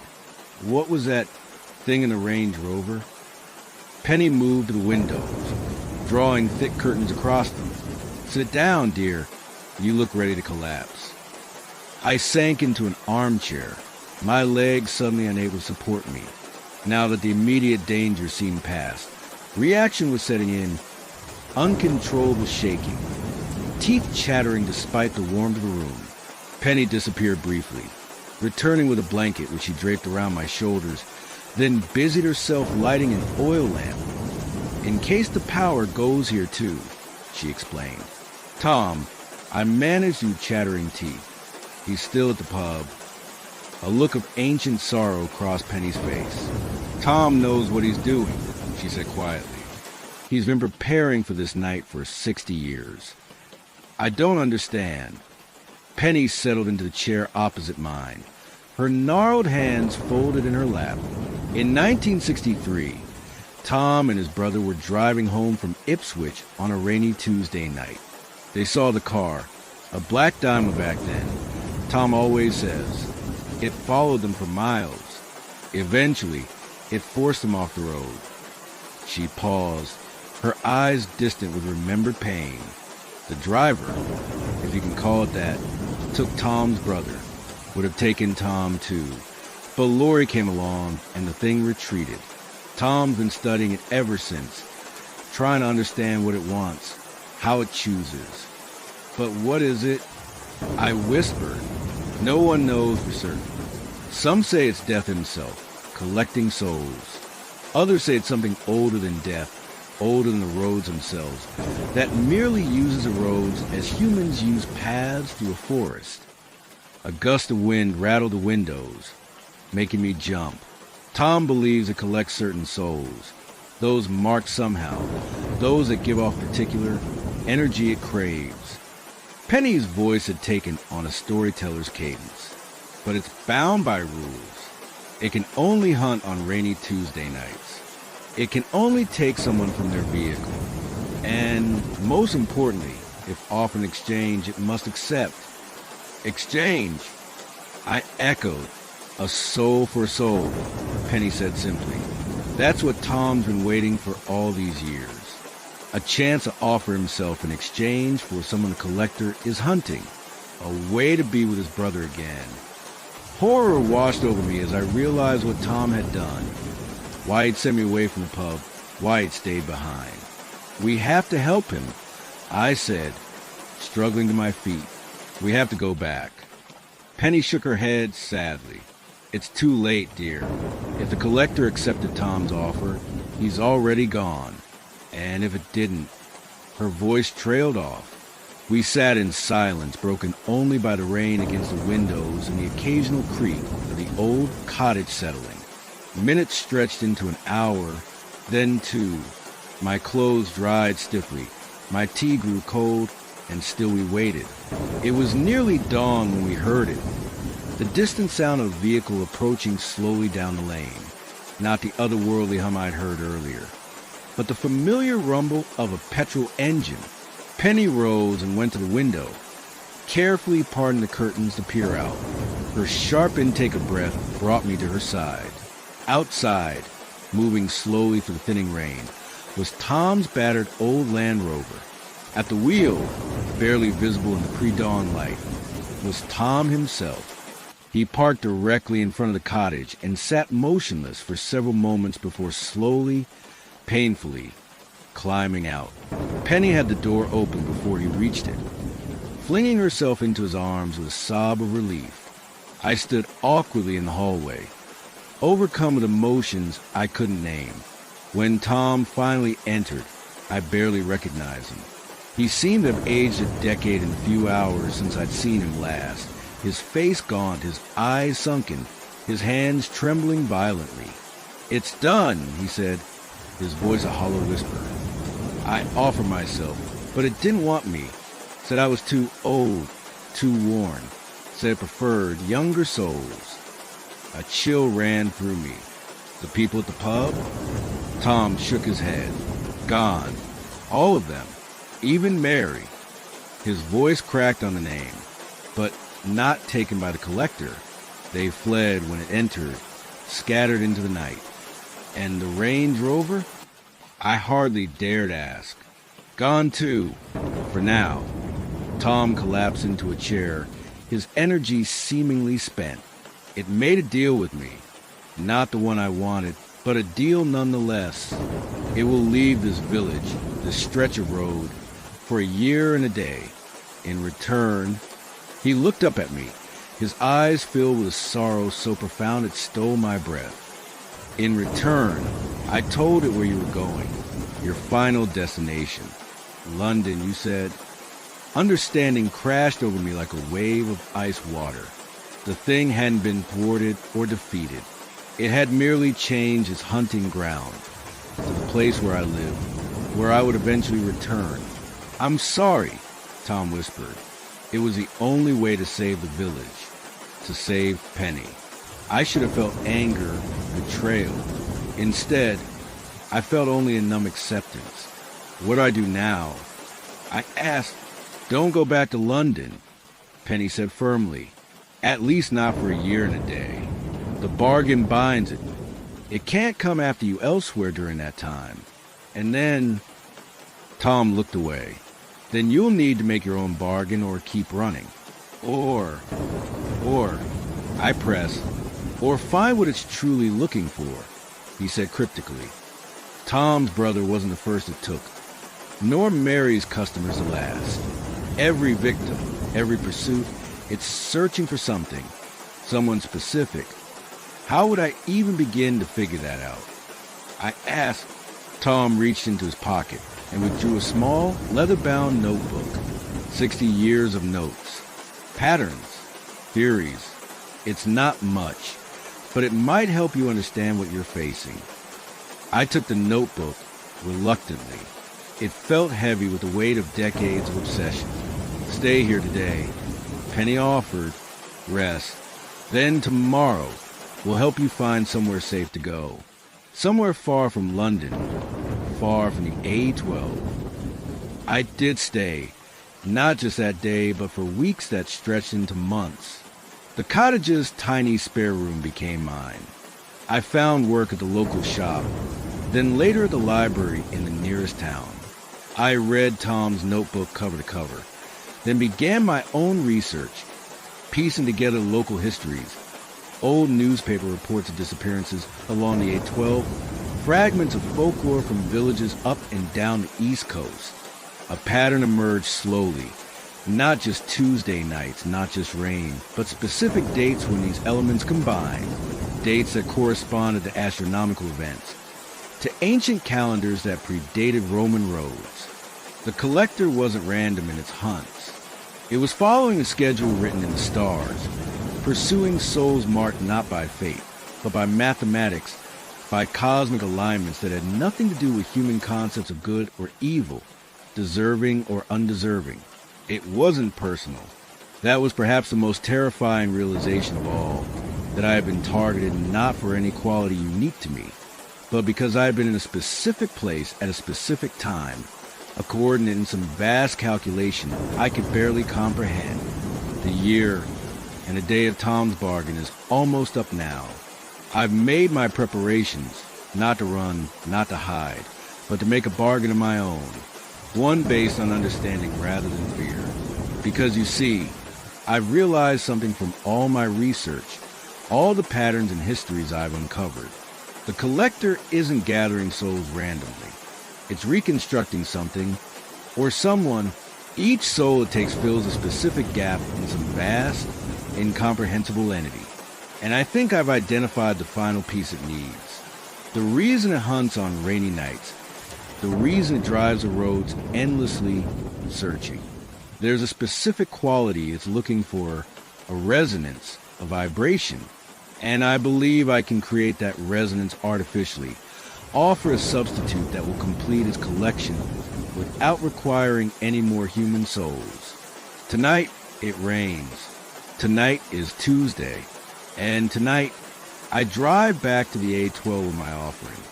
I may not return.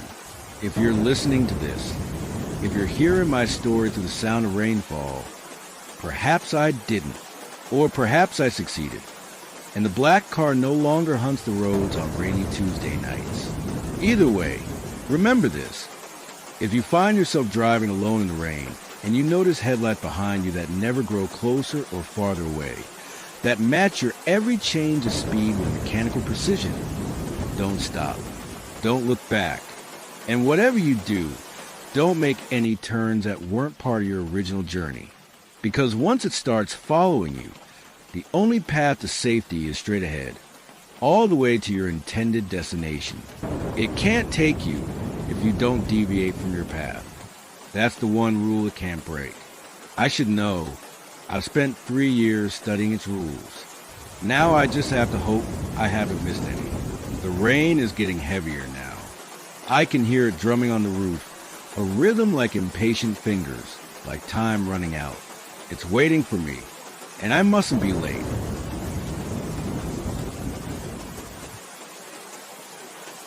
I've always found something deeply therapeutic about the sound of rain on canvas, the steady patter that turns the rest of the world into white noise. Perhaps that's why I'm telling you the story now, as the rain drums against my window, reminding me of that night in the Appalachian wilderness, the night that changed everything. Do you enjoy camping? There's something primal about it, isn't there? The connection to nature, the temporary escape from modernity. I used to love it. Used to. It was late September when I decided to take a solo trip to the Pisgah National Forest in North Carolina. The autumn colors were just beginning to turn, painting the mountains in breathtaking amber and crimson. I'd been working myself to exhaustion at my publishing job in Charlotte, and my therapist had practically ordered me to disconnect for a few days. No laptop, no phone if possible, she'd said. Just you and the wilderness. In hindsight, I should have ignored her advice. I arrived at the Trailhead car park just after noon on Friday. The weather forecast had predicted clear skies, but this was the mountains, and mountain weather has a wicked sense of humor. Dark clouds were already gathering on the horizon as I shouldered my rucksack and checked my map one last time. I planned a 2-night trek along the Blackwood Ridge Trail, a moderate 18-mile loop that wasn't particularly challenging but offered spectacular views and several established camping areas. The first few hours were exactly what I'd hoped for. The trail wound through ancient forests of oak and hickory, their leaves rustling overhead as birds called to one another. I passed only 2 other hikers, an older couple heading back to the trailhead, who warned me about the approaching weather. Storms rolling in faster than they predicted. The man said, his weathered face creased with concern. Might want to make camp early. I thanked them but pressed on. I'd camped in rain before, and my gear was waterproof. Besides, I was hoping to reach Falcon Creek, supposedly one of the most beautiful camping spots in the area, before nightfall. By late afternoon, the first droplets began to fall, gentle at first, then heavier, drumming against my rain jacket as the forest around me grew darker. The trail became slick with mud, and twice I nearly lost my footing on steep sections. But I was making good time, and according to my map, Falcon Creek was less than 2 miles ahead. That's when I noticed the markings. At first, I thought it was just trail blazes, those color markers they paint on trees to help hikers stay on the correct path. The Blackwood Ridge Trail was marked with blue blazes, neat rectangles about the size of a playing card. But these were different. Crude splashes of red paint, almost like, at the time I told myself it was just paint. I paused, rain dripping from my hood, and consulted my map again. There was no mention of a red blaze trail intersecting here. Just as I was considering turning back, the sky opened up properly. The rain became a deluge, and thunder rumbled in the distance. Decision made. I needed to find shelter soon. Against my better judgment, I followed the red marks. The trail narrowed significantly, dropping into a steep ravine that wasn't on my map. The trees grew denser, blocking what little daylight remained. I had to use my headlamp now, its beam cutting to the gathering gloom and reflecting off the raindrops in a disorienting sparkle. The red markings continued, growing larger and more haphazard. Some looked like handprints. My heart was beginning to race, but I rationalized it. Probably just some local kids playing pranks, or perhaps unofficial trail maintenance. Nothing sinister. After about 20 minutes of careful descent, the ravine opened into a small clearing with a creek running through it. This had to be Falcon Creek, though it looked nothing like the idyllic spot described in my guidebook. The water ran dark and swollen with rain, choked with fallen branches.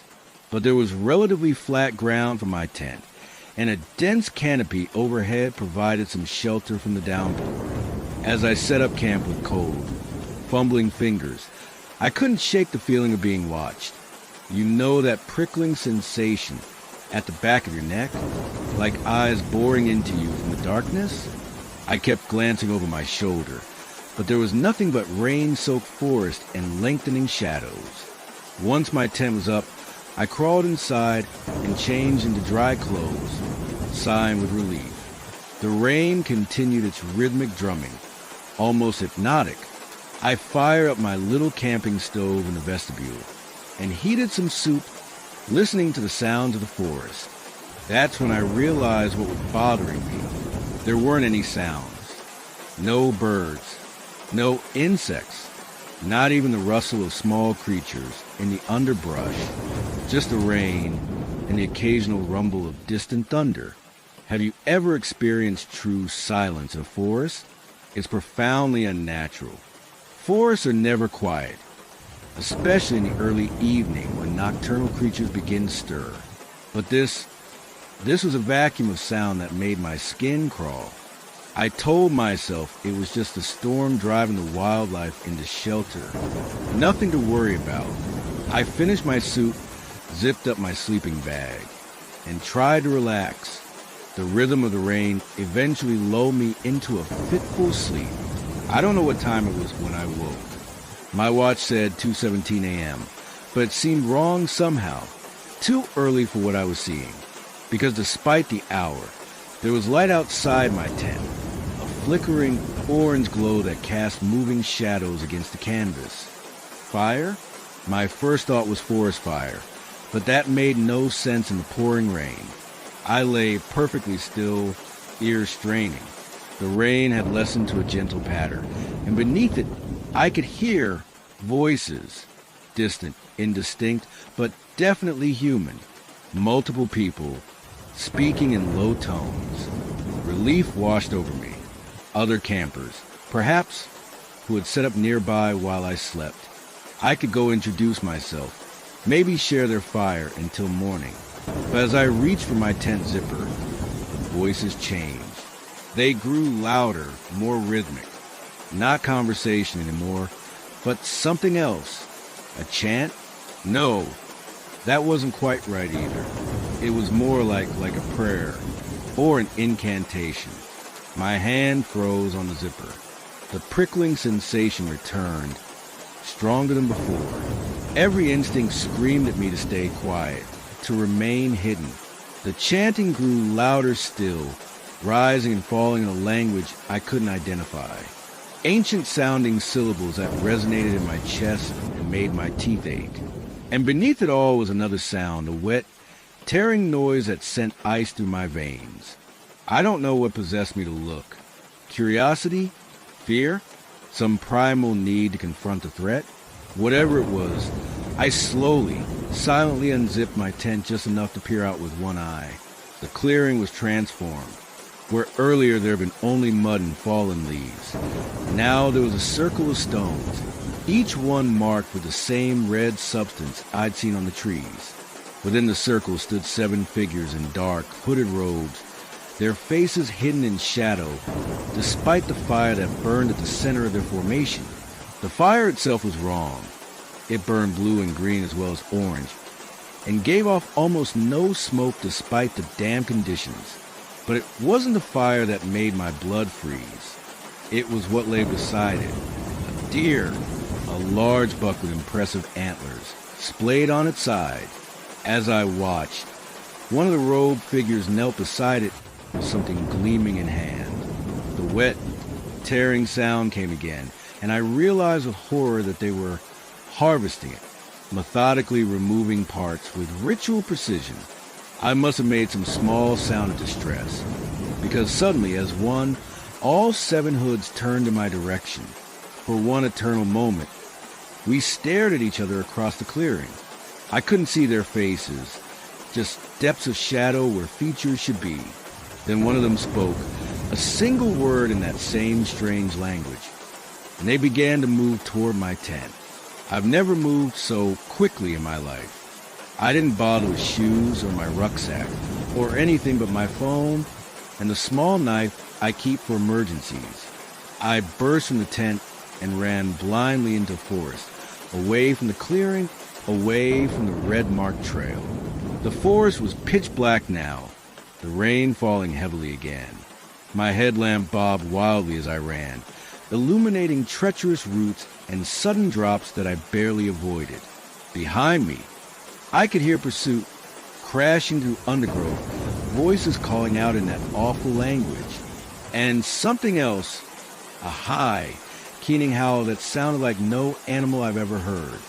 I ran until my lungs burned and my legs trembled, then forced myself to keep running. Branches whipped at my face, thorns tore at my clothes. I fell repeatedly, each time certain that my pursuers would be upon me, but somehow found the strength to rise again. I don't know how long I fled. Time seemed to stretch and compress strangely, minutes feeling like hours, yet the night never giving way to dawn. My phone had no signal. It screened a useless glow that threatened to give away my position. Eventually, I turned it off and trusted a blind instinct, always moving downhill, hoping to find a road, a house, any sign of civilization. The rain became my ally, masking my sounds and washing away my scent, and though I tried not to think about this, the blood from numerous small cuts and scrapes. At some point, I crossed a stream and followed it downstream, reasoning that water often leads to human habitation. As the first gray light of dawn finally began to filter through the trees, I stumbled upon a gravel road. I could have wept with relief. I followed it for perhaps a mile before coming across a small ranger station. It was closed at that hour, but there was a landline emergency phone on the outside wall. The rangers were understandably skeptical of my rambling story about cultists in the woods. They assumed I was a lost hiker who had panicked after a nightmare or wildlife encounter, but they were professional enough to escort me back to retrieve my abandoned gear. In the clear light of morning, with 2 armed rangers beside me, I began to doubt myself as well. Perhaps it had been a nightmare, brought on by exhaustion and isolation. Perhaps I'd seen some harmless campers performing a pagan ritual and my imagination had filled in horrific details. We never found my campsite. We followed my map to where Falcon Creek should have been. But there was no creek there, no clearing, just dense forest undisturbed by human presence. We searched for hours, the rangers growing increasingly impatient, before they finally insisted we return to the station.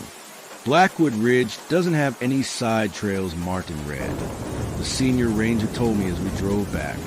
And there's no Falcon Creek anywhere in the vicinity. You must have gotten turned around in the storm. I nodded, eager now to put the whole experience behind me. I'd lost several hundred pounds worth of camping gear, but that seemed a small price to pay. The rangers dropped me at my car with a polite but firm suggestion that I stick to marked trails and perhaps avoid solo camping until I was more experienced. That should have been the end of it. A strange, frightening experience that would eventually fade to an anecdote, a camping trip gone wrong. But 3 things happen in the following weeks that keep me awake at night, listening to the rain. First, my photos. I'd taken several pictures along the trail before the storm hit. Normal hiking shots of scenic views and interesting plants. When I checked my phone later, they were all corrupted, just smears of red against black backgrounds. Second, the dreams. I dream of the clearing almost every night now, of the circle of stones and the hooded figures. Sometimes I'm watching from my tent. Sometimes I'm the deer on the ground. Sometimes I'm holding the knife. I wake from these dreams with my sheets soaked in sweat and the taste of copper in my mouth. But it's the third thing that truly terrifies me. 2 weeks after my return, I received a small package at my flat. No return address, no note inside, just a small stone, smooth and black, marked with a crude symbol in flaking red paint. The same symbol I'd seen on the trees. The same symbol I now sometimes find myself absent-mindedly drawing when my mind wanders. I've moved flat since then, changed my phone number, told no one where I've gone. But sometimes, when it rains like it's raining now, I catch a glimpse of hooded figures in the street below my window, and I know with bone-deep certainty that they're still looking for me. They need to finish the ritual. You see, where are you listening from tonight? Is it raining there too? Are you somewhere safe? Somewhere with locked doors and bright lights? I hope so, because I've noticed something in the time since that night. The red markings, they're spreading. I've seen them in city parks, on motorway underpasses, on the walls of public toilets. Small at first, easily mistaken for ordinary graffiti, but growing, always growing. And the rain seems to follow me now. Listen, do you hear that beneath the rainfall? That rhythm, like words in an ancient tongue, like a prayer or an incantation. They're getting closer. And I'm starting to think that running was exactly what I was supposed to do.